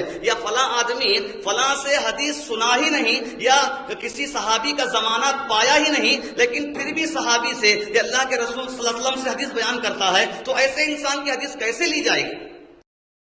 یقیناً حدیث کے معاملے میں اس بات کا پورا لحاظ رکھنا چاہیے. اگر ہم تراویح کی نماز کی تعداد کی بات کریں تو ہمارے سامنے دو قسم کے تعداد ہیں. ایک 8 رکعت کا عدد ہے اور دوسرا 20 رکعت کا عدد ہے. پہلے ہم 8 رکعت سے متعلق جو احادیث موجود ہے تو ان کا ہم جائزہ لیں گے. اس سے ہمیں معلوم ہوگا کہ ہمیں 8 رکعت کی حدیث کو لینا ہے کہ 20 رکعت کی حدیث کو لینا ہے. 8 رکعت پڑھنے کے بارے میں صحیحین میں حدیث وارد ہے. ابو سلمہ ابن عبد الرحمن ابن عوف رضی اللہ تعالیٰ عنہ بیان کرتے ہیں، ان کی حدیث ہے انہ سأل عائشہ کیف کانت صلاۃ رسول اللہ صلی اللہ علیہ وسلم فی رمضان، کہ ابو سلمہ عبد الرحمن ابن عوف رضی اللہ تعالیٰ عنہ نے عائشہ رضی اللہ تعالیٰ عنہ سے سوال کیا، پوچھا کہ آپ صلی اللہ علیہ وسلم رمضان میں کیسے نماز پڑھتے تھے، آپ کے نماز پڑھنے کی کیفیت و طریقہ کیا تھا؟ تو فقالت، عائشہ رضی اللہ تعالیٰ عنہ نے کہا، ما کان یزید فی رمضان ولا فی غیرہ علی 11 رکعتا، کہ آپ صلی اللہ علیہ وسلم نہ تو رمضان اور نہ ہی رمضان کے علاوہ ایام، رمضان کے علاوہ 11 مہینے اور رمضان کا مہینہ پورے سال میں آپ صلی اللہ علیہ وسلم 11 رکعت سے زیادہ نماز نہیں پڑھتے تھے. صحیح حدیث، صحیحین کی حدیث، یعنی بخاری اور مسلم کی حدیث ہے. اس بات پر پوری امت کا اتفاق ہے. کوئی ایسا فرقہ اور کوئی ایسا گروہ نہیں جس نے یہ نہ کہا ہو کہ قرآن مجید کے بعد اگر کوئی صحیح کتاب ہے تو وہ بخاری، صحیح کتاب ہے تو بخاری، اور بخاری کے بعد اگر کوئی صحیح کتاب ہے تو مسلم، حدیثوں میں مسلم ہے. تو دونوں کتابوں میں یہ حدیث موجود ہے، بخاری کے اندر بھی موجود ہے، مسلم کے اندر بھی موجود ہے، جس میں یہ بتایا گیا کہ آپ صلی اللہ علیہ وسلم رمضان اور غیر رمضان پورے سال میں 11 رکعت سے زیادہ آپ نماز نہیں پڑھتے تھے.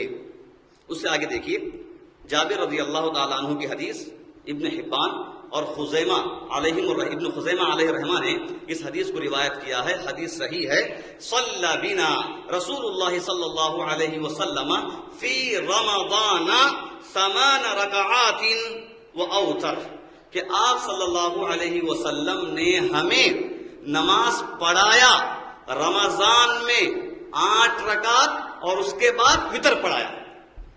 جابر رضی اللہ تعالیٰ عنہ کی حدیث ابن حبان اور ابن خزیمہ کے اندر موجود ہے، صحیح حدیث ہے، جس میں انہوں نے کہا کہ آپ نے ہمیں رمضان کے مہینے میں 8 رکعت نماز پڑھایا اور اس کے بعد آپ نے وتر پڑھایا.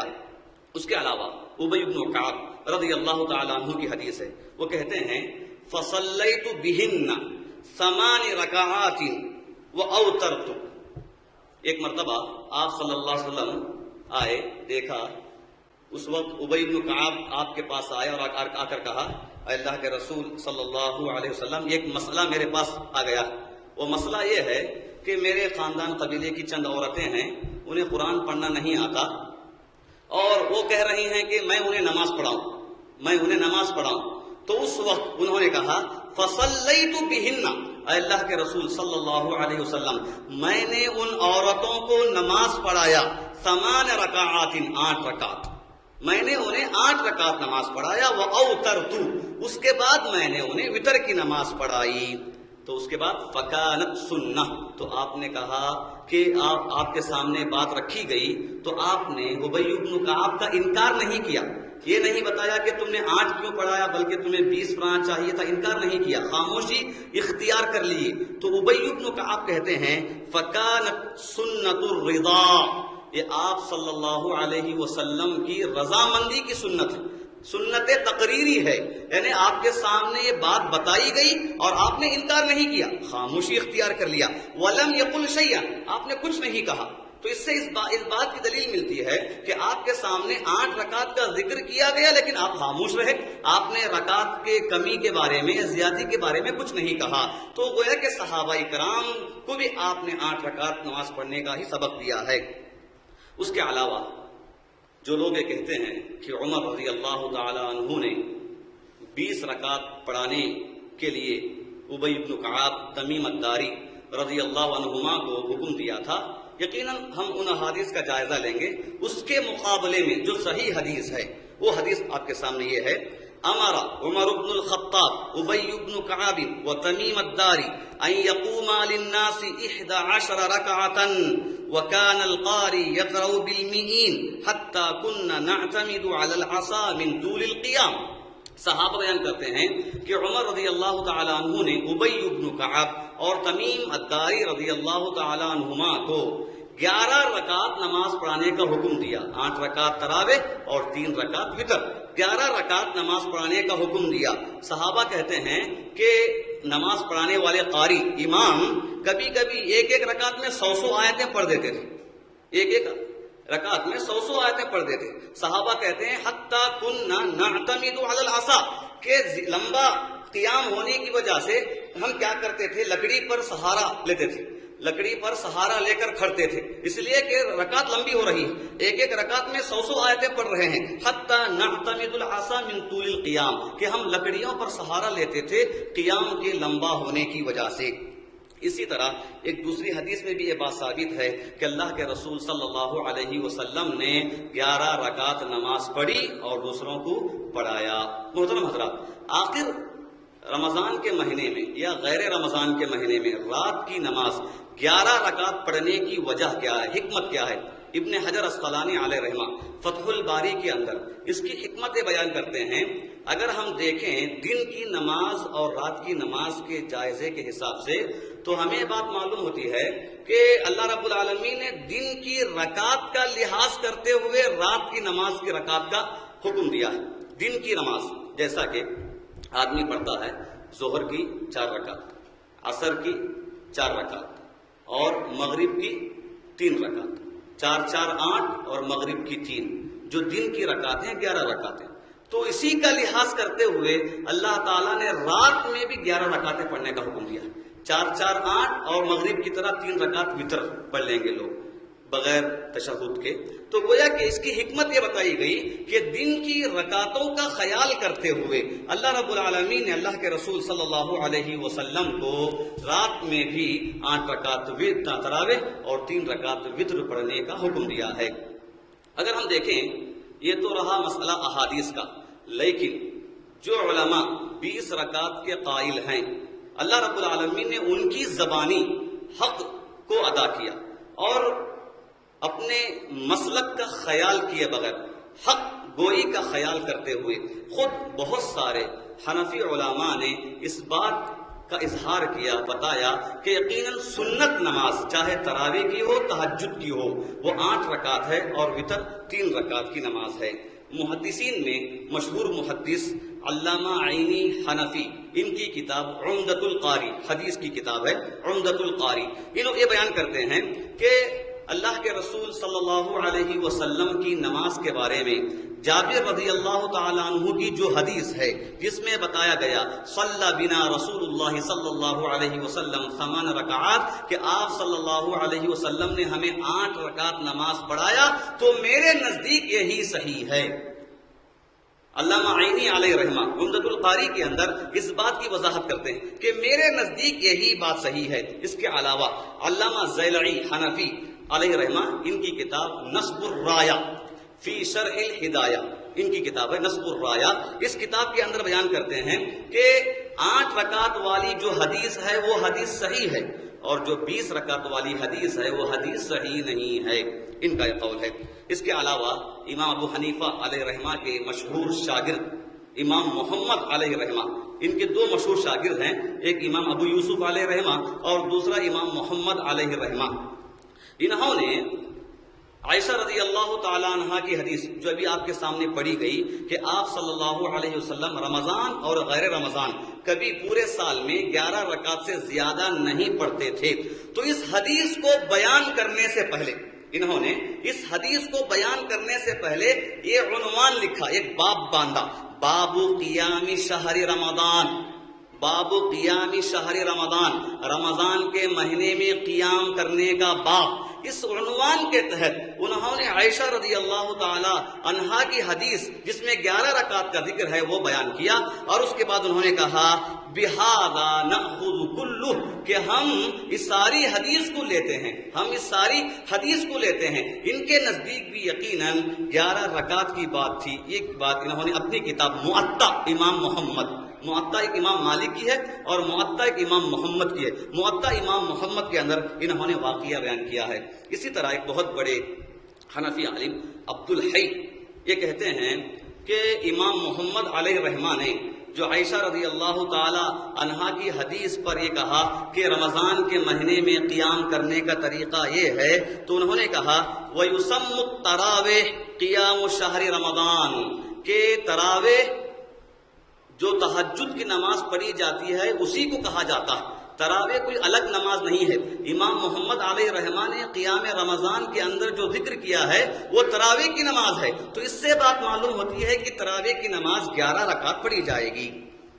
اس کے علاوہ امام ابن الہمام حنفی عالم ہے، ان کی کتاب فتح القدیر شرح الہدایہ، انہوں نے لکھا فتحصل من هذا كله ان قیام رمضان سنت 11 رکعہ بالوتر فی جماعت فعلہ رسول اللہ صلی اللہ علیہ وسلم۔ ان سارے احادیث سے یہ بات معلوم ہوتی ہے کہ تراویح کی نماز پڑھنا سنت ہے اور 11 رکعت پڑھنا سنت ہے وتر کے ساتھ جماعت میں، جیسا کہ اللہ کے رسول صلی اللہ علیہ وسلم نے کیا ہے۔ حنفی عالم میں ایک بہت مشہور عالم ہے امام طحاوی علیہ رحمہ، ان کی کتاب عقید طحاویہ مشہور ہے، اور حدیث میں معالم الآثار ان کی کتاب مشہور ہے، شرح معانی الآثار۔ انہوں نے اس کتاب کے اندر بیان کیا کہ صحابہ سب کے سب 11 رکعت پڑھتے تھے اور پڑھاتے تھے، کوئی ایسا صحابی نہیں تھا جو 11 رکعت سے زیادہ نماز پڑھتے تھے یا پڑھاتے تھے۔ اس کے علاوہ ملا علی قاری علیہ رحمہ یہ مشہور عالم ہیں، محدث بھی ہیں، مرقات شرح مشکات حدیث کی کتاب، اس کی شرح انہوں نے لکھی، اور یہ حنفی عالم ہیں۔ انہوں نے کہا کہ آپ صلی اللہ علیہ وسلم نے صحابہ اکرام کو 8 رکعت نماز تراویح پڑھنے کا حکم دیا، وتر کے علاوہ وتر کو چھوڑ کر آپ صلی اللہ علیہ وسلم نے 8 رکعت نماز تراویح پڑھنے کا حکم دیا ہے۔ اور انور شاہ کشمیری علیہ رحمہ ان کی کتاب العرف الشرعی میں لکھا، انہوں نے کہا کہ آپ صلی اللہ علیہ وسلم نے تراویح کی نماز 8 رکعت پڑھی ہے، اس سے زیادہ آپ نے نہیں پڑھا۔ اس کے علاوہ ایک بہت ہی مشہور عالم علامہ شامی، ان کی کتاب فتاوی شامی میں لکھا کہ دلیل کے لحاظ سے 8 رکعت تراویح کی نماز پڑھنا ہی سنت ہے، دلیل کے لحاظ سے 8 رکعت تراویح کی نماز پڑھنا ہی سنت ہے۔ اور عبد الحق دہلوی رحمہ اللہ انہوں نے اپنی کتاب ما ثبت بالسنہ، اس کتاب کے اندر انہوں نے لکھا کہ 8 رکعت پڑھنے ہی کے پہلے زمانے میں عادت تھی، اس سے زیادہ پڑھنے کی عادت نہیں تھی۔ اور ہندوستان کے مشہور عالم شاہ ولی اللہ محدث دہلوی رحمہ اللہ نے معطا جو امام محمد علیہ رحمہ کی ہے، تو معطا کی شرح فارسی زبان میں انہوں نے کیا، اور کرنے کے بعد انہوں نے لکھا کہ تراویح کی نماز 11 رکعت پڑھنا ہی ثابت ہے، اس کے علاوہ پڑھنا ثابت نہیں ہے۔ امام مالک علیہ رحمہ نے کہا الذي جمع عليه الناس عمر بن الخطاب احب الی وهو 11 رکعة وهي صلاة رسول الله صلی اللہ علیہ وسلم قیل له 11 رکعة بالوتر قال نعم۔ امام مالک علیہ رحمہ کہتے ہیں کہ عمر رضی اللہ تعالی عنہ نے لوگوں کو تراویح کی نماز میں جو جمع کیا ہے وہ میرے نزدیک بہت ہی پسندیدہ عمل ہے، میرے نزدیک بہت ہی پسندیدہ عمل ہے۔ اور عمر رضی اللہ تعالیٰ عنہ نے لوگوں کو 11 رکعت نماز پڑھنے پر جمع کیا، 11 رکعت نماز پڑھنے پر جمع کیا ہے۔ لوگوں نے پوچھا کیا 11 رکعت وتر کے ساتھ؟ تو انہوں نے کہا کہ ہاں 11 رکعت وتر کے ساتھ عمر رضی اللہ تعالیٰ عنہ نے لوگوں کو جمع کیا، اور یہی اللہ کے رسول صلی اللہ علیہ وسلم کی سنت ہے۔ اس کے بعد یہ کہتے ہیں قال لا ادری، من این احدث هذا الرکوع الکثیر، میں نہیں جانتا کہ 11 رکعت سے زیادہ پڑھنے کی یہ چیز کہاں سے آ گئی، مجھے نہیں معلوم کہ زیادہ یہ رکوع سجدے کرنے کی چیز کہاں سے آ گئی، مجھے اس بات کا علم نہیں ہے۔ یقیناً یہ بات طے ہے کہ صحیح احادیث، علماء احناف اور فقہاء کرام کے اقوال سے یہ بات معلوم ہوتی ہے کہ تراویح کی نماز پڑھنا جو ثابت ہے وہ 8 رکعت اور وتر کے ساتھ 11 رکعت ہے۔ اس کے علاوہ جو لوگ 20 رکعت کے قائل ہیں تو ان کے دلائل یہ ہیں، ذرا دیکھیں کہ احادیث کے لحاظ سے ان احادیث کا کیا مقام ہے۔ محترم حضرات، جو لوگ 20 رکعت کے قائل ہیں تو ان کے پاس آپ صلی اللہ علیہ وسلم کے عمل کے لحاظ سے صرف ایک ہی حدیث ہے۔ عمل کے لحاظ سے آپ صلی اللہ علیہ وسلم نے 20 رکعت نماز پڑھایا، اس طرح کی حدیث صرف ایک ہی ہے، اس کے علاوہ اور کوئی حدیث نہیں ملی کہ آپ نے پڑھایا، جبکہ اس کے مقابلے میں 8 رکعت پڑھانے والی حدیثیں کئی ہیں۔ حدیث جابر ہے، حدیث عائشہ ہے، ابی بن کعب کی حدیث ہے، جس میں بات ثابت ہوتی ہے کہ اللہ کے رسول صلی اللہ علیہ وسلم نے 8 رکعت پڑھایا، پڑھنے پر خاموشی اختیار کی اور لوگوں کو اس بات کی تعلیم دی۔ لیکن 20 رکعت سے متعلق ایک حدیث وارد ہے، وہ حدیث یہ ہے، ابن عباس رضی اللہ تعالیٰ عنہ اس کے راوی ہیں، کان رسول اللہ صلی اللہ علیہ وسلم یصلی فی رمضان 20 رکعتا والوتر، کہ آپ صلی اللہ علیہ وسلم رمضان کے مہینے میں 20 رکعت نماز پڑھتے تھے اور وتر پڑھتے تھے، 20 رکعت نماز پڑھتے تھے اور وتر پڑھتے تھے۔ اس حدیث کو روایت کرنے والے ابن ابی شیبہ، مصنف ابن ابی شیبہ کے اندر حدیث موجود ہے، طبرانی کے اندر حدیث موجود ہے، اور امام بیہقی علیہ رحمہ نے اس حدیث کو روایت کیا ہے، لیکن یہ حدیث صحیح نہیں ہے۔ کئی اعتبار سے یہ حدیث صحیح نہیں ہے۔ اس حدیث کے اندر ایک راوی ہے جس کا نام ہے ابو شیبہ ابراہیم ابن عثمان، ایک راوی ہے ابو شیبہ ابراہیم ابن عثمان۔ اس راوی کے بارے میں علماء اکرام نے سخت کلام کیا ہے۔ یہ حافظ ابن حجر اسقلانی علیہ رحمہ نے اس راوی کے بارے میں بتایا کہ متروک الحدیث، اس کی حدیث نہیں لی جائے گی، اس کی حدیث کو چھوڑ دیا جائے گا، یہ متروک الحدیث ہے۔ اس کے علاوہ جو ابھی آپ کے سامنے زیلعی علیہ رحمہ کا نام لیا گیا، تو انہوں نے اس راوی کے بارے میں نصب الرایہ اپنی کتاب کے اندر بیان کیا کہ ابو شیبہ ابراہیم ابن عثمان تمام محدثوں کے پاس ضعیف راوی ہے، تمام محدثوں کے پاس ضعیف راوی ہے، اور ابن عدی علیہ رحمہ نے اس راوی کو لین کہا ہے، نرم راوی ہے، یہ کمزور راوی ہے۔ اس کے علاوہ ایک حنفی عالم مولانا شوق تیموی علیہ رحمہ نے اپنی کتاب آثار السنن کے اندر اس کے حاشیے میں لکھا ابو شیبہ ضعیف ہے اور یہ منفرد راوی ہے، یہ تنہا ہے جو 20 رکعت کی روایت کر رہا ہے، اس کے علاوہ کسی اور نے 20 رکعت کی بات نہیں بتائی ہے۔ ان کے علاوہ امام احمد بن حنبل، امام مزی، امام نسائی، امام دولابی، ابن داؤد، ذہبی علیہ رحمہ سب کے سب یہ کہہ رہے ہیں کہ ابو شیبہ ابراہیم ابن عثمان یہ ضعیف راوی ہے۔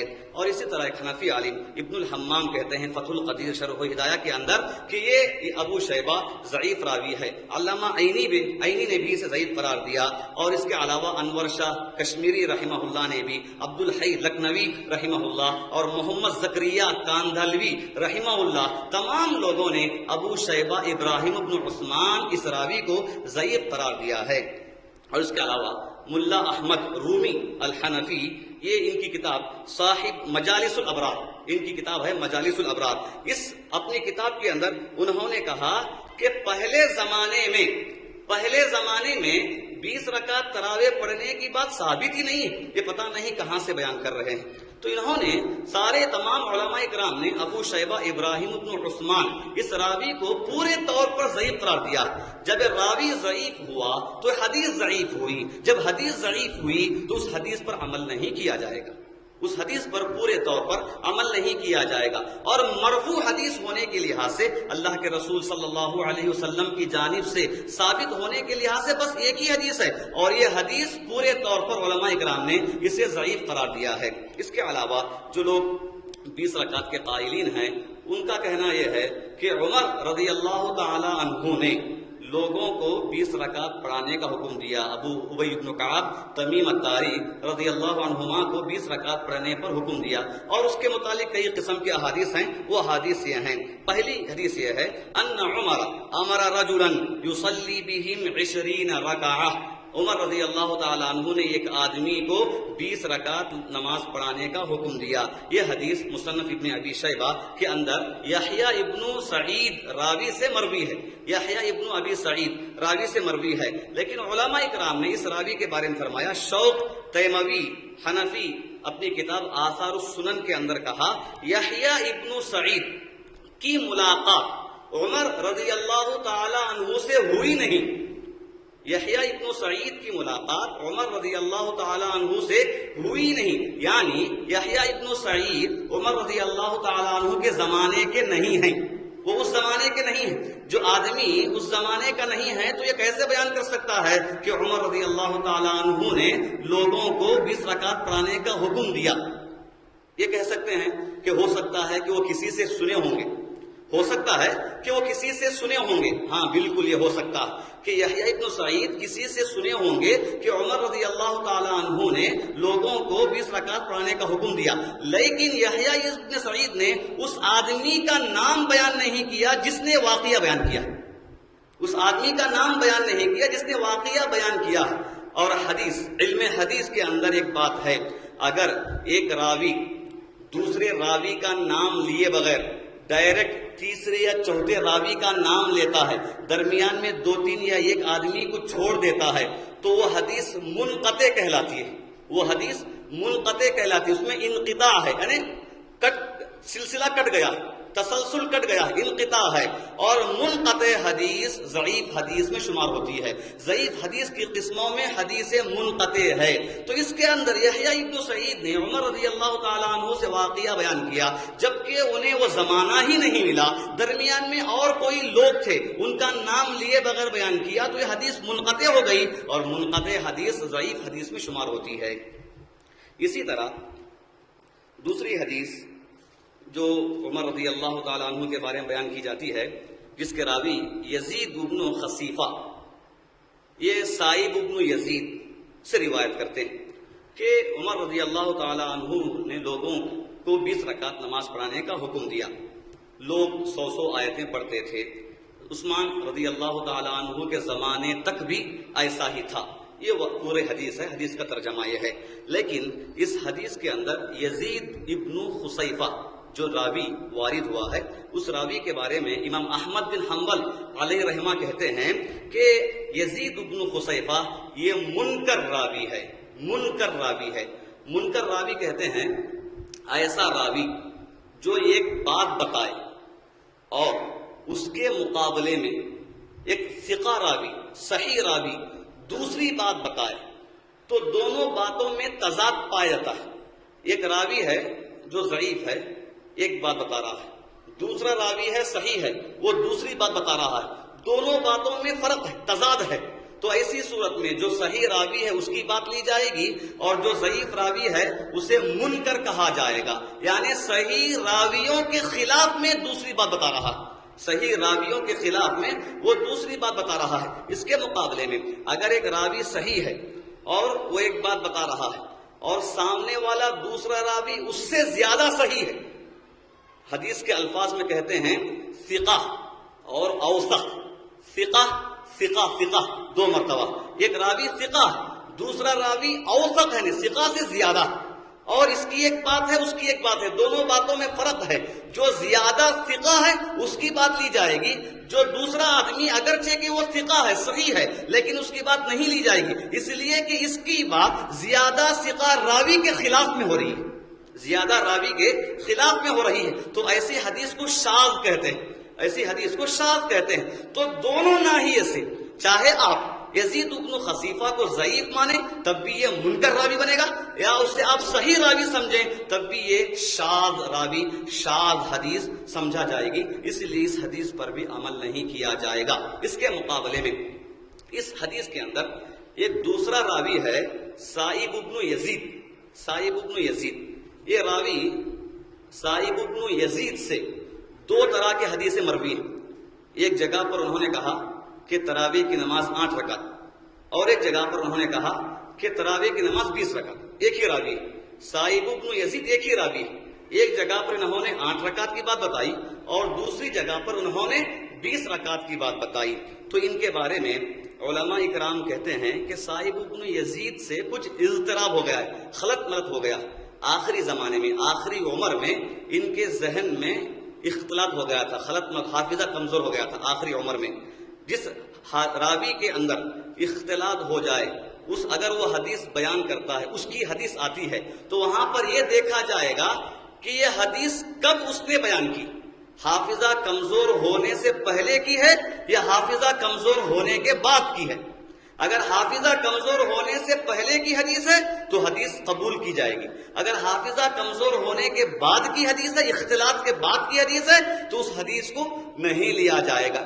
اگرچہ کہ یہاں پر اس بات کی وضاحت نہیں ہے کہ 20 رکعت والی حدیث انہوں نے کب بیان کیا، کہ اختلاط سے پہلے بیان کیا کہ اختلاط کے بعد بیان کیا. لیکن اتنی تو بات معلوم ہوتی ہے کہ دونوں میں تضاد ہے، راوی ایک ہے اور 2 طرح کی حدیثیں بیان کر رہے ہیں، اور یہ ہو نہیں سکتا کہ ایک ہی راوی 2 مختلف اقوال بیان کرے، یہ ہو نہیں سکتا. اسی لیے علماء کرام نے ترجیح دیتے ہوئے کہا جہاں تک 20 رکعت کی بات ہے تو سائب بن یزید سے روایت کرنے والے یزید بن خصیفہ اور 8 رکعت والی حدیث روایت کرنے والے سائب بن یزید سے محمد ابن یوسف ہیں. محمد ابن یوسف یہ سائب بن یزید کے بھانجے ہیں. محمد ابن یوسف یہ سائب بن یزید کے بھانجے ہیں، اور یزید بن خصیفہ یہ باہر کے آدمی. تو ایسی صورت میں جو آدمی گھر کا ہے اسے زیادہ یاد رہتا ہے، جو آدمی گھر کا ہے اسے زیادہ معلوم رہتا ہے کہ انہوں نے کون سی بات بتائی، برخلاف اس آدمی کے جو باہر کا آدمی ہے. اور اس سے زیادہ یزید بن خصیفہ کے بارے میں علماء کرام نے کہا کہ منکر حدیث ہے، منکر راوی ہے اور اس کی حدیث شاذ ہے.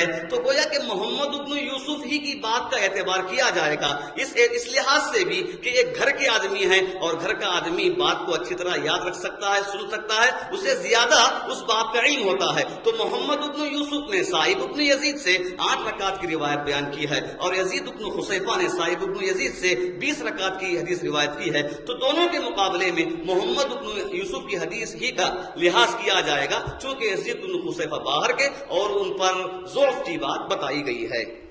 اس کے علاوہ عمر رضی اللہ تعالی عنہ سے جو حدیث مروی ہیں اس میں سے تیسری حدیث یہ ہے، انہوں نے کہا کان القیام علی عہد عمر ب23 رکعہ. عمر رضی اللہ تعالی عنہ کے زمانے میں 23 رکعت نماز پڑھی جاتی تھی.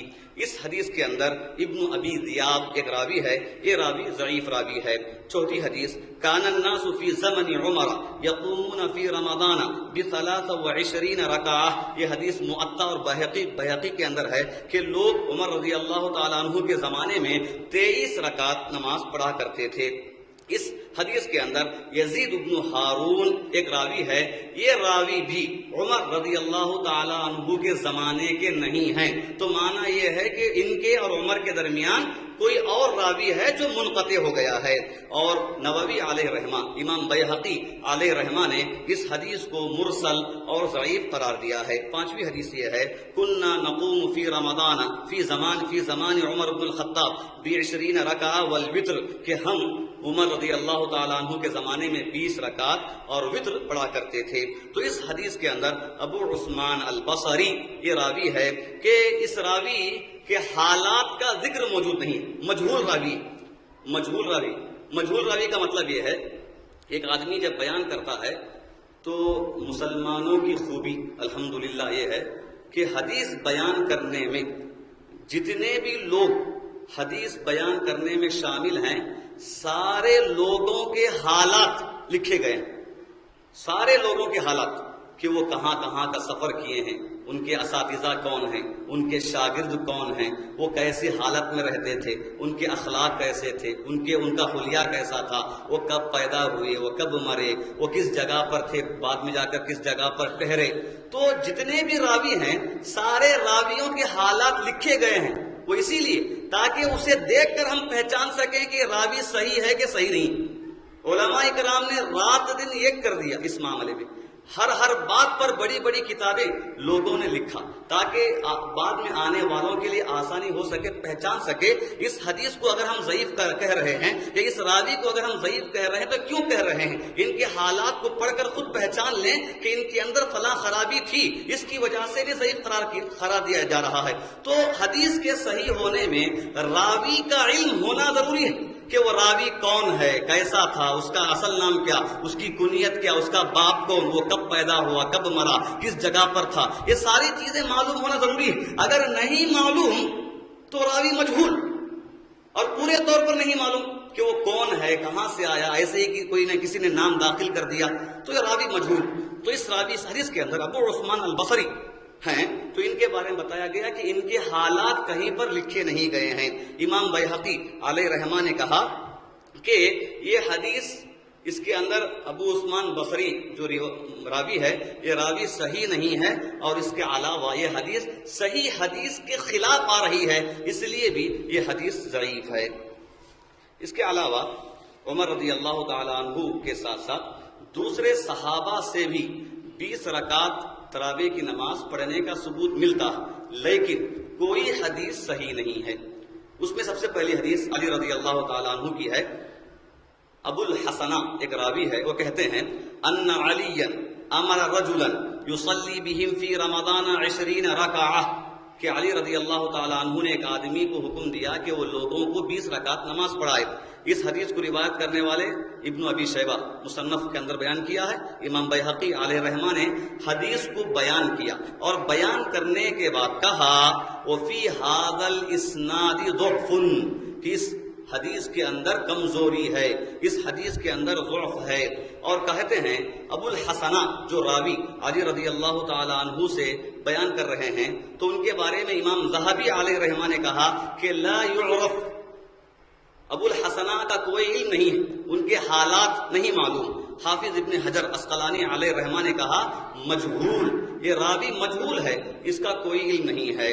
اور البانی علیہ رحمہ نے ابو الحسنہ راوی کے بارے میں کہا کہ ابو الحسنہ اور علی رضی اللہ تعالی عنہ کے درمیان اور 2 لوگ ہیں، لیکن انہوں نے ان 2 لوگوں کو بیان نہیں کیا، اس لحاظ سے یہ حدیث معضل حدیث شمار کی جائے گی، اور معضل حدیث ضعیف حدیث کے اقسام میں سے قسم ہے۔ اسی کے ساتھ دوسری روایت ہے علی رضی اللہ تعالی عنہ سے، وہ روایت حماد ابن شعیب وہ عطا ابن سائب سے اور وہ ابو عبد الرحمن السلمی سے بیان کرتے ہیں کہ علی رضی اللہ تعالی عنہ نے آدمی کو حکم دیا کہ وہ لوگوں کو 20 رکعت نماز پڑھائے۔ اس حدیث کو بیہقی علیہ رحمہ نے السنن الکبریٰ میں بیان کیا ہے۔ حدیث نقل کرنے کے بعد انہوں نے کہا وَإِسْنَادُهُ ضَعِيفٌ، اس کی اسناد ضعیف ہے۔ کیوں؟ اس لیے کہ اس میں عطا ابن سائب راوی ہے، اور ان کا ذہن مختلط ہو گیا، ان کا حافظہ مختلط ہو گیا۔ اور دوسرا اس میں راوی ہے حماد ابن شعیب، یہ بہت ضعیف راوی ہے۔ حماد ابن شعیب یہ بہت ہی ضعیف راوی ہے۔ امام بخاری علیہ رحمہ نے حماد ابن شعیب کے بارے میں فرمایا فیہ نظر، اس راوی کے بارے میں ذرا غور کرنا چاہیے، اس راوی کے بارے میں ذرا غور کرنا چاہیے، اور فرمایا منکر الحدیث، یہ راوی منکر الحدیث ہے، یعنی اس کی حدیث صحیح نہیں ہے۔ اس کے علاوہ ابی بن کعب رضی اللہ تعالی عنہ کی حدیث ہے کہ ان کے بارے میں کہا گیا یصلی بالناس فی رمضان بالمدینہ 20 رکعہ، کہ یہ مدینے میں 20 رکعت نماز پڑھاتے تھے۔ اس حدیث کو بھی ابن ابی شیبہ نے اپنی مصنف کے اندر بیان کیا، لیکن علماء نے کہا کہ اس حدیث کے اندر انقطاع پایا جاتا ہے، اور یہ حدیث مختلف طریقوں سے بھی آئی ہے، لیکن اس میں سے کوئی طریق صحیح نہیں ہے۔ ابن مسعود رضی اللہ تعالی عنہ سے بھی 20 رکعت پڑھنے کا ثبوت ملتا ہے، جیسا کہ اعمش ایک تابعی ہے، اعمش کہتے ہیں قال الاعمش کان یصلی 20 رکعہ، کہ یہ 20 رکعت نماز پڑھاتے تھے۔ لیکن اعمش جو تابعی ہیں ان کی ملاقات ابی بن کعب سے نہیں ہوئی، ان کی ملاقات ابی بن کعب سے نہیں ہوئی، تو اس لحاظ سے بھی یقیناً یہ حدیث صحیح نہیں ہے۔ محترم حضرات، یہ تو رہا معاملہ احادیث کی صحت کے لحاظ سے کہ 20 رکعت کا ذکر جہاں پر ہے تو سارے احادیث میں ضعف پایا جاتا ہے، کوئی حدیث صحت کے حد تک نہیں پہنچتی، صحیح حدیث نہیں بن سکتی۔ اس کے مقابلے میں ایک بہت بڑی خرابی 20 رکعت کے بارے میں یہ پائی جاتی ہے کہ بعض لوگوں نے 100 سال پہلے ابو داؤد حدیث کی کتاب میں اپنی طرف سے تراویح کی نماز کے معاملے میں کچھ تحریف کر دی، کچھ تبدیلی پیدا کر دی، رد و بدل کر دیا۔ 100 سال پہلے کی بات، 100 سال پہلے بعض لوگوں نے ابو داؤد کی حدیث میں، جس میں 20 رکعت کا ذکر دکھائی دیتا ہے، حالانکہ وہاں پر 20 رکعت کی بات نہیں ہے بلکہ 20 راتوں کی بات ہے، وہاں پر 20 راتوں کی بات ہے، لیکن لوگوں نے اپنے طور پر راتوں کو نکال کر رکعت کو رکھ دیا۔ 20 لیلہ کلمہ تھا کہ 20 رات تک یہ نماز پڑھائے، ایسا تھا، لیکن لوگوں نے لیلہ کو نکال کر رکعہ کر دیا، 20 رکعہ، کہ یہ 20 رکعت نماز پڑھاتے تھے۔ ابی بن کعب 20 رکعت نماز پڑھاتے تھے۔ یقیناً یہ بہت بڑی خامی پیدا ہوئی سنن ابو داؤد کے اندر، لوگوں نے اپنے طور پر تحریف اس میں پیش کی، اور اس کے دلائل بھی موجود ہیں۔ اس کے دلائل میں سے ایک دلیل یہ ہے کہ ابو داؤد کتاب جو مصر کے اندر چھاپی گئی تو اس کے اندر 20 لیلہ 20 رات کا ذکر ہے۔ اس کے علاوہ مشکات المصابیح ایک حدیث کی کتاب ہے، یہ مستقل حدیث کی کتاب نہیں ہے بلکہ اس کے اندر دوسری کتابوں سے حدیثوں کو لے کر جمع کیا گیا ہے، مشکات المصابیح۔ تو اس کتاب کو جب لاہور میں چھاپا گیا تو اس کے اندر بھی 20 لیلہ 20 رات کا لفظ ہی موجود ہے، اور ہندوستان لکھنؤ میں مظاہر الحق نامی کتاب جب چھاپی گئی تو اس کے اندر بھی 20 لیلہ 20 رات کا ہی ذکر ہے، 20 رکعہ 20 رکعت کا اس میں ذکر نہیں ہے۔ اور مولانا وحید الزمان علیہ رحمہ مشہور عالم دین ہیں، جنہوں نے حدیث کی کتابوں کا ترجمہ کیا ہے، تو انہوں نے جب اس حدیث کے ترجمہ کرنے کے لیے آگے بڑھے تو انہوں نے وہاں پر 20 راتوں ہی کا ترجمہ کیا، 20 رکعت کا ترجمہ نہیں کیا، اس لیے کہ بات طے تھی کہ دوسری کتابوں میں لیلہ ہی کا ذکر، راتوں کا ذکر ہے، رکعت کا ذکر نہیں ہے، اس لیے کہ رکعت کا ذکر بعد میں آیا ہے۔ لوگوں نے کہا کہ 1318 ہجری تک 1318 ہجری تک ابو داؤد کتاب کے اندر 20 لیلہ ہی کلمہ لکھا ہوا موجود تھا، لیکن 1318 کے بعد ابو داؤد کی کتاب جو طبع ہوتی گئی، چھاپائی اس کی ہوتی گئی، تو اس میں راتوں کے لفظ کو نکال کر رکعہ کا لفظ رکھا گیا، اس میں راتوں کا لفظ نکال کر رکعہ کا لفظ اس میں رکھا گیا، 20 رکعہ کا لفظ رکھا گیا۔ کب ہے؟ 1318 کے بعد کا معاملہ، ورنہ 1318 سے پہلے جتنے بھی ابو داؤد کے پرانے نسخے ہیں، سارے نسخوں میں وہاں پر 20 لیلہ ہی کا کلمہ ہے، 20 راتوں کا کلمہ ہے، 20 رکعت کا کلمہ نہیں ہے۔ اس کی وجہ بھی ہمیں معلوم ہوتی ہے، اس کی دلیل کے طور پر یہ بات معلوم ہوتی ہے کہ سلف صالحین نے ابو داؤد کتاب سے تراویح کی جب حدیث نقل کی تو جنہوں نے بھی نقل کیا ہے تمام لوگوں نے 20 لیلہ 20 راتوں کے کلمے کے ساتھ نقل کیا۔ اگر وہاں پر لیلہ کا کلمے کے بجائے رکعہ کا کلمہ پہلے ہی ہوتا تو نقل کرنے والے اس میں کمی نہیں کرتے، نقل کرنے والے رد و بدل نہیں کرتے، جو کا تو نقل کرنے والے جیسا ہے ویسے ہی نقل کریں گے۔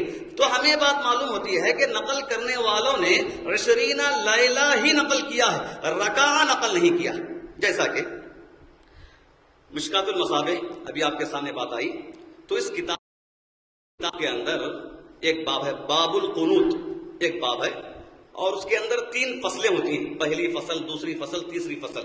تو باب القنوت تیسری فصل اور پہلی حدیث کے اندر یہ حدیث لکھی گئی، اور اس میں لیلہ ہی کا کلمہ استعمال کیا گیا ہے، رکعہ کا کلمہ استعمال نہیں کیا گیا ہے۔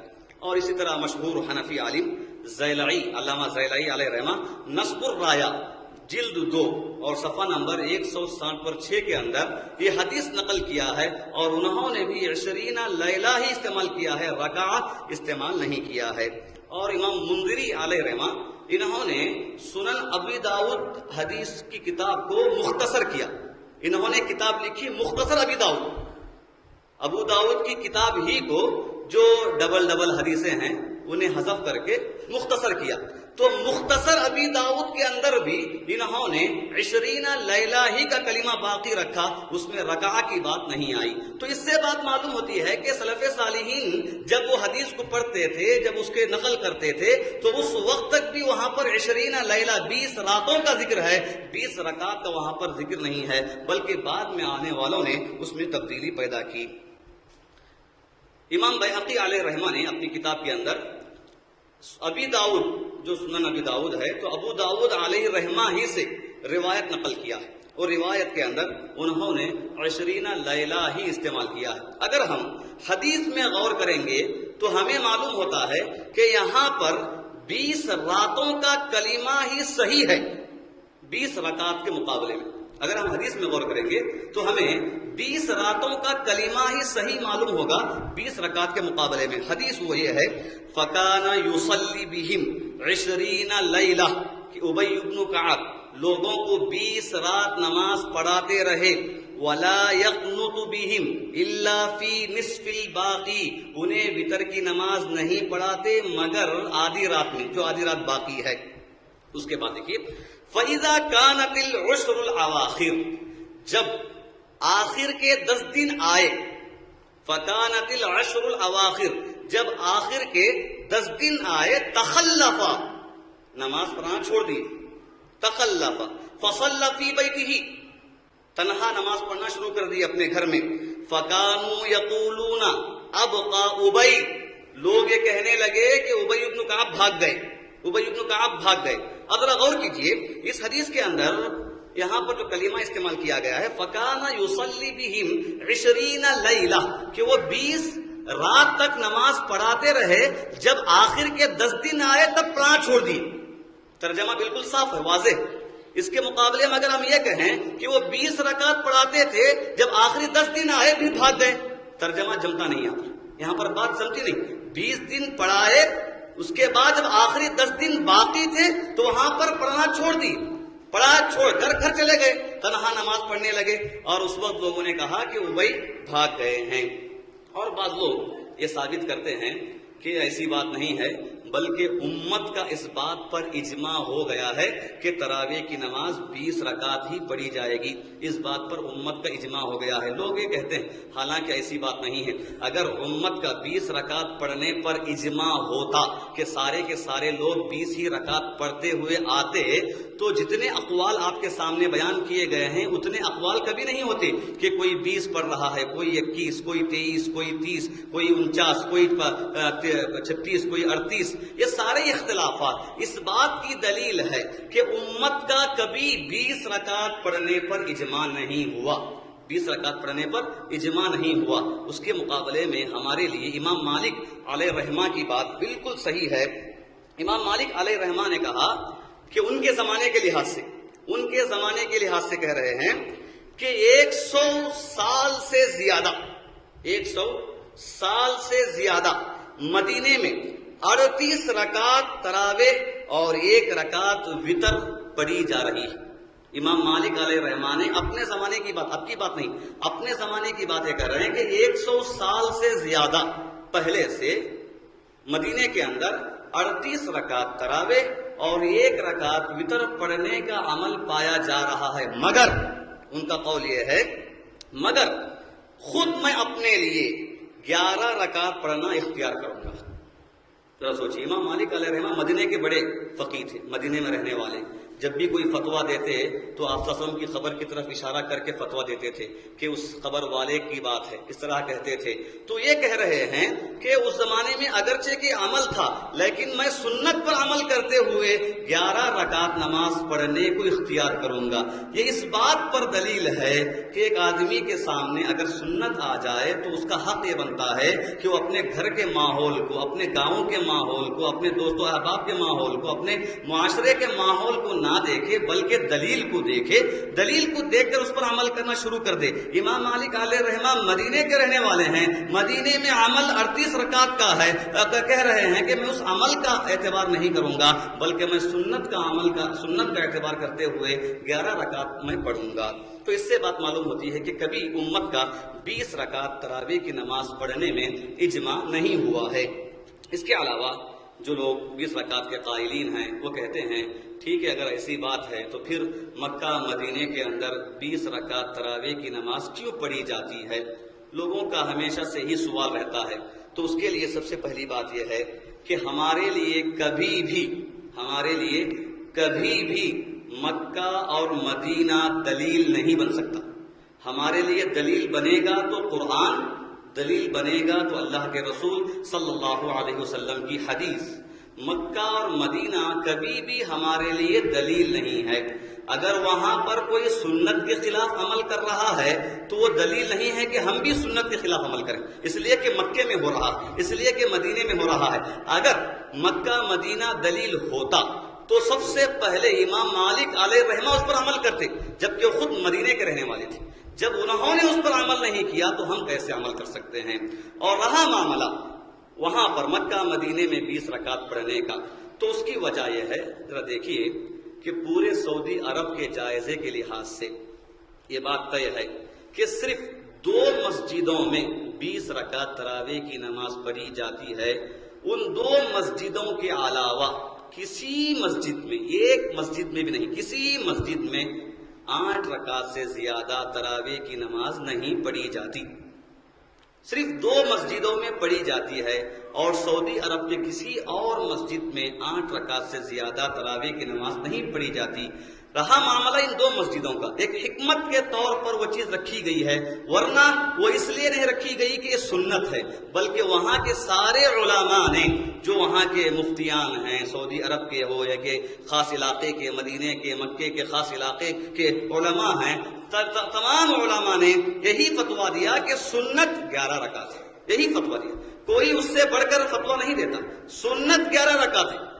فتوے میں آپ دیکھ لیں کہ تمام علماء کا یہی فتویٰ ہے، اور سعودی عرب کے علماء کا، کہ سنت 11 رکعت ہے. رہا معاملہ مکہ اور مدینے کا، بس وہ حکمت کے طور پر اس پر عمل کیا جا رہا ہے کہ ان کی حکومت آنے سے پہلے لوگ 4 مصلوں میں مختلف انداز میں لوگ پڑھتے تھے، 4 مصلوں میں لوگ پڑھ رہے تھے. تو لوگوں نے دیکھا کہ ایسا الگ الگ پڑھتے رہیں گے تو اختلاف اور بڑھے گا، بہتر یہ ہے کہ سب کو ایک کیا جائے. سب کو ایک کرنے کے لیے وہاں پر 20 رکعت رکھی گئی ہے، ورنہ سنت کہہ کر، دلیل کہہ کر، صحیح کہہ کر نہیں، بلکہ بس ایک جہتی کی خاطر، لوگوں میں اتحاد کی خاطر، حکمت کا لحاظ کرتے ہوئے وہ رکھا گیا. وہ اس لیے کہ اس زمانے میں کوئی 40 پڑھنے والا، کوئی 20 پڑھنے والا، کوئی 29 35 پڑھنے والا، کوئی 8 پڑھنے والا، اگر تمام لوگوں کو چھوڑ کر 8 رکعت نماز پڑھنا شروع کر دیں تو 40 پڑھنے والوں کو تکلیف ہو جائے گی، 20 پڑھنے والوں کو تکلیف ہو جائے گی. یا ہے کہ 40 پڑھنا شروع کر دیں تو 20 پڑھنے والوں کو تکلیف ہوگی، 8 پڑھنے والوں کو تکلیف ہوگی. تو درمیانی راہ اختیار کرتے ہوئے 20 کا عدد طے کیا گیا، اور اس میں بھی 2 امام رکھے گئے. ایک امام 10 رکعت پڑھاتا ہے، دوسرا امام 10 رکعت پڑھاتا ہے. ایک ہی امام 20 رکعت لگاتار نہیں پڑھاتا، بلکہ 2 اماموں کے ساتھ الگ الگ 10 رکعت پڑھائی جاتی ہیں. یہ حکمت کے طور پر، دلیل کے طور پر نہیں. اس کے علاوہ پورے سعودی عرب میں کہیں پر بھی 11 رکعت سے بڑھ کر نماز نہیں پڑھائی جاتی. تو اس لہٰذا ہمیں کبھی بھی مکہ اور مدینے کو دیکھنا نہیں بلکہ سنت کو دیکھنا چاہیے. ہاں اگر فرض کر لیں لوگ یہ کہتے ہیں کہ نہیں ہم مکہ اور مدینے ہی کو دیکھیں گے، تو ہم یہ کہیں گے اگر ایسی بات ہے تو صرف تراویح میں کیوں دیکھ رہے ہو؟ بقیہ سارے اعمال میں دیکھو. صرف تراویح میں اس کا لحاظ کیوں کریں؟ ہم سارے دوسرے عبادتوں میں کریں، اذان میں کریں، نماز میں کریں، اقامت میں کریں، جمعہ کے معاملے میں کریں، جتنے بھی عبادت کے کام ہوتے ہیں سارے کاموں میں کریں. صرف ایک میں کیوں کر رہے ہو؟ اگر دلیل لینا ہے، اگر ان کی بات، ان کے عمل کو لینا ہے تو ساری چیزوں میں لینا، ایک ہی جو ہمیں پسند ہے وہ لیں. تو اسی لیے بات معلوم ہوتی ہے کہ انسان کو چاہیے کہ جو صحیح بات ہے وہی صحیح بات اختیار کرے. اگرچہ کہ کثیر تعداد میں لوگ سنت کے خلاف عمل کر رہے ہیں، تو تعداد کے زیادہ ہونے سے غلط کام کبھی صحیح نہیں ہوتا. تعداد کے زیادہ ہونے سے غلط کام کبھی صحیح نہیں ہوتا، بلکہ تعداد میں کم ہو کر بھی اگر کوئی صحیح عمل کرے یقیناً وہی صحیح عمل ہوگا جو اللہ کے رسول صلی اللہ علیہ وسلم نے بتایا ہے. محترم حضرات، احادیث کی روشنی میں ہمیں یہ بات معلوم ہوتی ہے یقیناً تراویح کی نماز بہت ہی اہمیت والی نماز ہے، فضیلت والی نماز ہے، ہمیں اس کا اہتمام کرنا چاہیے. اور یقیناً تراویح کی نماز 8 رکعت سنت ہے، اور اس میں وطر انسان جتنی چاہے پڑھ سکتا ہے. 3 رکعت پڑھے، 1 رکعت پڑھے، 5 رکعت پڑھے، وہ اپنے طور پر وطر کی نماز پڑھ سکتا ہے. آخر میں رب العالمین سے دعا ہے اللہ تعالی ہم تمام کو ہر کام سنت کے مطابق انجام دینے کی توفیق عطا فرمائے.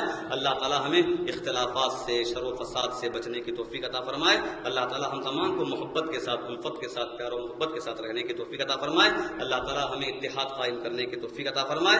اللہ تعالی ہر ایک کو سلام کرتے ہوئے ایک دوسرے کے درمیان محبت کو عام کرنے کی توفیق عطا فرمائے. اللہ تعالی جتنے بھی مسلمان ہیں، سب پریشان حال ہیں، سب کی پریشانیوں کو دور فرمائے. اللہ تعالی ہمیں اپنی زندگی میں رمضان کا مہینہ عطا فرمائے. اللہ تعالی ہمیں رمضان کے مہینے میں محنت کے ساتھ، لگن کے ساتھ روزوں کا اہتمام کرتے ہوئے تراویح کا خاص اہتمام کرنے کی توفیق عطا فرمائے. آمین. وآخر دعوانا الحمدللہ رب العالمین.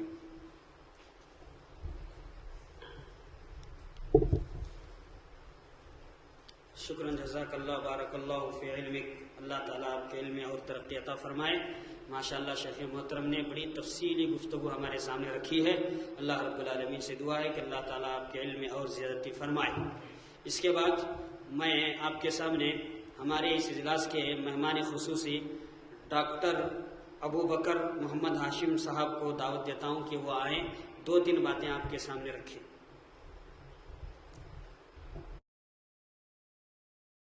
علامہ زیلائی علیہ رحمہ نصب الرایا.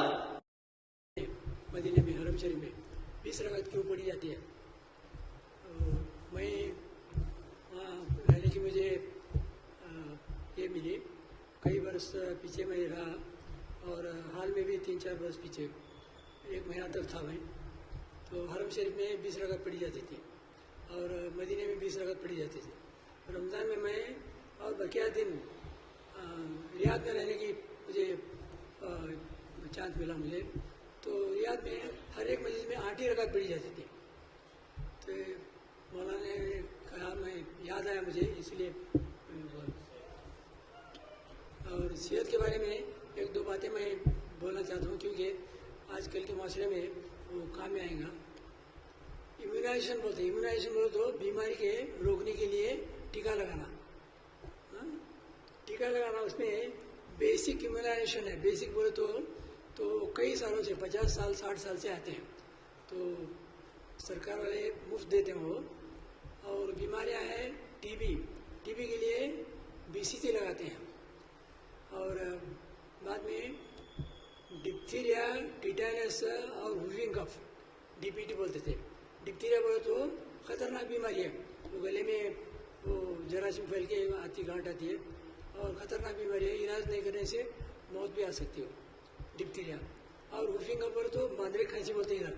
وہ کھانسی ہے تو کون سی دوا دی تو جلدی جاتی نہیں، 1 مہینہ تک بھی جاتی نہیں، کمزور ہوتا بچہ. اور ٹیٹانس بولے تو کیا بھی زخم ہوا تو ایسا ہی چھوڑ دے، ٹیکہ نہیں لگائے گے تو وہ جھٹی کی بیماری ہوتی ہے، وہ بھی خطرناک بیماری ہے. تو یہ بولنے کا میرا مقصد ہے، ہمارے جوان طبقہ انگریزی علم جانتے ہیں، بہت سا جانتے ہیں، مگر یہ دوائی کا علم بہت کم رہتا ہے ان کسی بھی. حال میں ایک مثال بتاتا ہوں. ہمارے ثقافی مسجد، محمدیہ مسجد کے سامنے حصے میں ہے مکان ان کا. ایک چند مہینے پیچھے 5 سال کا پیارا بچہ ڈپتھیریا کے گزر گیا. تو گزرنے کا میں بول رہا ہوں کہ کیوں یہ ہوا ایسا. تو ان کے گھر میں کس کو، عورتوں کو بولو، مردوں کو بولو، ہمارے حالانکہ مسجد کا ایک دائی ہے وہ سامنے حصے میں، تو ان کو معلوم ہی نہیں یہ ٹیکہ لگانا ضروری ہے، نہیں لگے تو خطرے کی بیماری آتی ہے بولتے ہیں، ایسا خطرناک بیماری آتی ہے، معلوم نہیں. تو اسی لیے میں جوان طبقوں کو، خاص کر کے ایجوکیٹڈ لوگوں کو میں بولتا ہوں کہ اپنے اڑوس پڑوس میں، اپنے گلیوں میں تو جائزہ لیں کون سے بچوں کو یہ ٹیکہ نہیں لگایا ہے. بیسک کیا ہے، 6 بیماریاں میں بولا، اس کے لیے بولو، اور ایڈیشنل بیماریاں ہیں، اس کے لیے کس کو ٹیکہ نہیں لگایا ہے ان کو ہمیں عاجزانہ ان کو گزارش کرنا کہ بازو میں گورنمنٹ کا ہاسپٹل ہے، وہاں مفت ملتا ہے، وہاں جاؤ. نہیں تو وہ سسٹر نرس ہوم وزٹ کو آتی ہے، وہ آئے جب ان کو کیا کرتے ہیں، ہمیں انجیکشن نہیں لگاتے بول کے واپس بھیجتے ہیں. غلط فہمی رہتی ہے ان کو ایسا. اسی لیے میں جوان طبقوں کو گزارش کرتا ہوں کہ اپنے ایریا میں کس کو بھی क्या है, इम्यूनाइजेशन नहीं हो के अनप्रोटेक्टेड चाइल्ड नहीं रहना, खास कर हमारे लोगों में है, गैर कौम में नहीं है ऐसा। तो इसलिए मैं गुजारिश करता हूँ उनको, क्या ये डिप्थीरिया और ये टिटानस है, वूफिंग कफ है, ट्यूबरकुलोसिस है, मीजल्स बोलो ये क्या है, गोबरी बग है वो, और पोलियो, ये सारी बीमारियाँ सरकार मुफ्त देती है, इसका फायदा क्यों नहीं उठाना। और एक दो बातें मैं कहना चाहता हूँ। तो हमारी गलियों में कचरा गंदा बहुत रहता है, इसका हम एहतमाम नहीं करते। इसी बीमारियाँ हमारे लिए, हमारे इसमें माशरे में, हमारे कौम में ज़्यादा आती बीमारियाँ, उनके कौम में बहुत कम रहते हैं, क्योंकि खतरनाक क्या है, बुरे जानवर है जो वो हम कचरा फेंकने से, झूठा फेंकने से हमारी गलियों में फिरते हैं, और दूसरों की गलियों में जाके देखो हम नहीं, बिल्कुल नहीं फिरते। ये भी एक सबब है कि हमारे यहाँ बीमारी आती है। और अभी ये आने वाला है क्या, बरसात दिनों में क्या होता है, अभी नारियल पानी पी रहे थे, ऐसे ही फेंक देते हैं इसमें, गलियों में फेंक देते हैं, और बाद में वो डिस्कार्डेड डब्बे रहते हैं, प्लास्टिक डब्बे रहते हैं, कुछ भी रहते हैं, वो भी ऐसा ही फेंक देते हैं इस्तेमाल करने वाले। बरसात आने बाद में उसी पानी जमा होता है, पानी जमा हो तो ये पानी क्या है, वो पाक पानी रहता है, पाक पानी में वो खतरनाक क्या है, मच्छर उसमें उगते हैं, उसमें मल्टीप्लाई होते हैं, वो खतरे से डेंगू की बीमारी आ सकती है। इसीलिए मैं बोल रहा हूँ कि वो ये बरसात के दिन आने से बोला है, ये भी ख्याल रखेंगे किसके एरिया में भी, किसी आंगन में बोलो, किसके गलियों में ऐसे फूट के डब्बे बोलो और नारियल पेड़ से ये बोलो, ये नहीं रहना, ये भी हमें देखना, हमारे जो हम तब का भी देना, हमें सबकी ड्यूटी है, ये भी एक मैं बोलता हूँ। और एक बात बोलना चाहता हूँ कि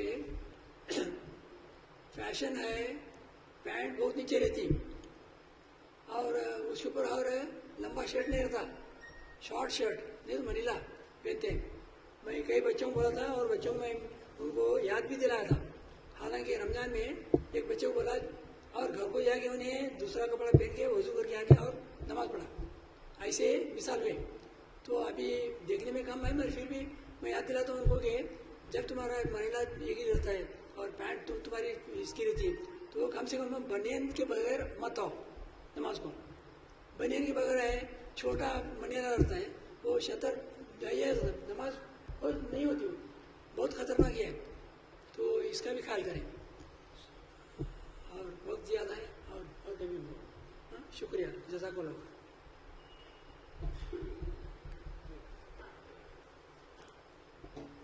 शुक्रन, जज़ाकल्लाह। इंशाअल्लाह इसके बाद सदारती खिताब है, हाफिज़ मोहम्मद यूनुस साहब से दरख्वास्त करता हूँ कि वो सदारती खिताब फरमाएँ। इसके बाद फ़ौरन अजान होगी, अजान के फौरी बाद जमात खड़ी होगी।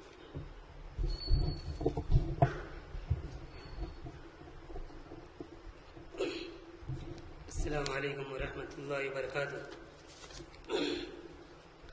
अल्हम्दुलिल्लाहि वहदह वस्सलातु वस्सलामु अला मन ला नबिय्य बअद, अम्मा बाद। फ़अऊज़ु बिल्लाहि मिनश शैतानिर रजीम। बिस्मिल्लाहिर रहमानिर रहीम। या अय्युहल मुज़्ज़म्मिल क़ुमिल लैला इल्ला क़लीला। क़ाल नबी सल्लल्लाहु अलैहि वसल्लम मन क़ाम रमज़ान ईमानन व इहतिसाबन गुफ़िर लहू मा तक़द्दम मिन ज़ंबिही। मोहतरम हज़रात, हम बहुत ही देर से यहाँ पर जम कर बैठे हुए हैं। मौसूफ़ का खिताब बहुत ही मुदल्लल अंदाज में आप खिताब फरमा रहे थे। आपने ये साबित कर दिया कि तरावी 8 रकात है या 20 रकात। इसके मुतालिक आपने बहुत ही सही अंदाज में, बहुत ही अच्छे अंदाज में आपने ये साबित कर दिया कि तरावी 8 रकात पढ़ना सुन्नत है। मुअज़्ज़ज़ सामईन किराम, इस बात को जान लेना काफ़ी नहीं है, बल्कि इस पर अमल करना, इसको अपने जिंदगी में लाना यह बेहद ज़रूरी है। इसलिए कि رمضان المبارک کا مہینہ بہت ہی برکت والا مہینہ ہے، بہت ہی بابرکت والا مہینہ ہے، اس لیے کہ اللہ کے نبی صلی اللہ علیہ وسلم نے فرمایا من قام رمضان ایمانا واحتسابا غفر له ما تقدم من ذنبه، جس نے رمضان المبارک کے مہینے میں رات کو قیام کیا، رات میں تراویح کا اہتمام کیا، نمازوں کا اہتمام کیا، ایمان رکھتے ہوئے اجر و ثواب کے وجہ سے غفر له ما تقدم من ذنبه، اللہ تبارک و تعالی اس کے گناہوں کو معاف کر دیتے ہیں۔ اس سے بڑھ کر اور کیا چیز چاہیے کہ اللہ تبارک و تعالی کا فرمان ہے کہ اللہ کے نبی صلی اللہ علیہ وسلم نے فرمایا کہ میری اور آپ کی مغفرت اللہ تبارک و تعالی نے نمازوں میں رکھی ہے، خاص کر جو ہے تراویح کے اہتمام میں، رمضان المبارک کے عبادتوں میں اللہ تبارک و تعالی نے رکھا ہے۔ معزز سامعین کرام، الغرض موصوف نے بہت ہی بہترین انداز میں ہم تمام کو مدلل انداز میں، احادیث کی روشنی میں، قرآن آیات کی روشنی میں، اور جو ہے صحابہ اور تابعین طبع تابعین کے روشنی میں بہت ہی انداز سے، بہت ہی صحیح انداز میں ہم تمام کو بتایا۔ آخر میں اللہ تعالیٰ سے دعا ہوں کہ اللہ تعالیٰ موصوف کو دن رات چوگنی ترقی عطا فرمائے اور ان کے علم میں اور اضافہ فرمائے۔ اللہ تعالیٰ سے دعا ہے کہ اللہ تعالیٰ ہم سب کو اس مبارک مہینے میں زیادہ سے زیادہ اپنی عبادت کرنے کی توفیق دے۔ اللہ ہمیں ان خوش نصیبوں میں شامل کر دے جن کی وہ اس میں مغفرت کرے گا اور ان کی گردنیں جہنم سے آزاد کر دے گا۔ اللہ تعالیٰ کہنے اور سننے سے زیادہ عمل کرنے کی توفیق عطا فرمائے۔ وآخر دعوانا الحمد للہ رب العالمین۔ سبحان ربک رب العزت عما یصفون وسلام علی المرسلین والحمد للہ رب العالمین۔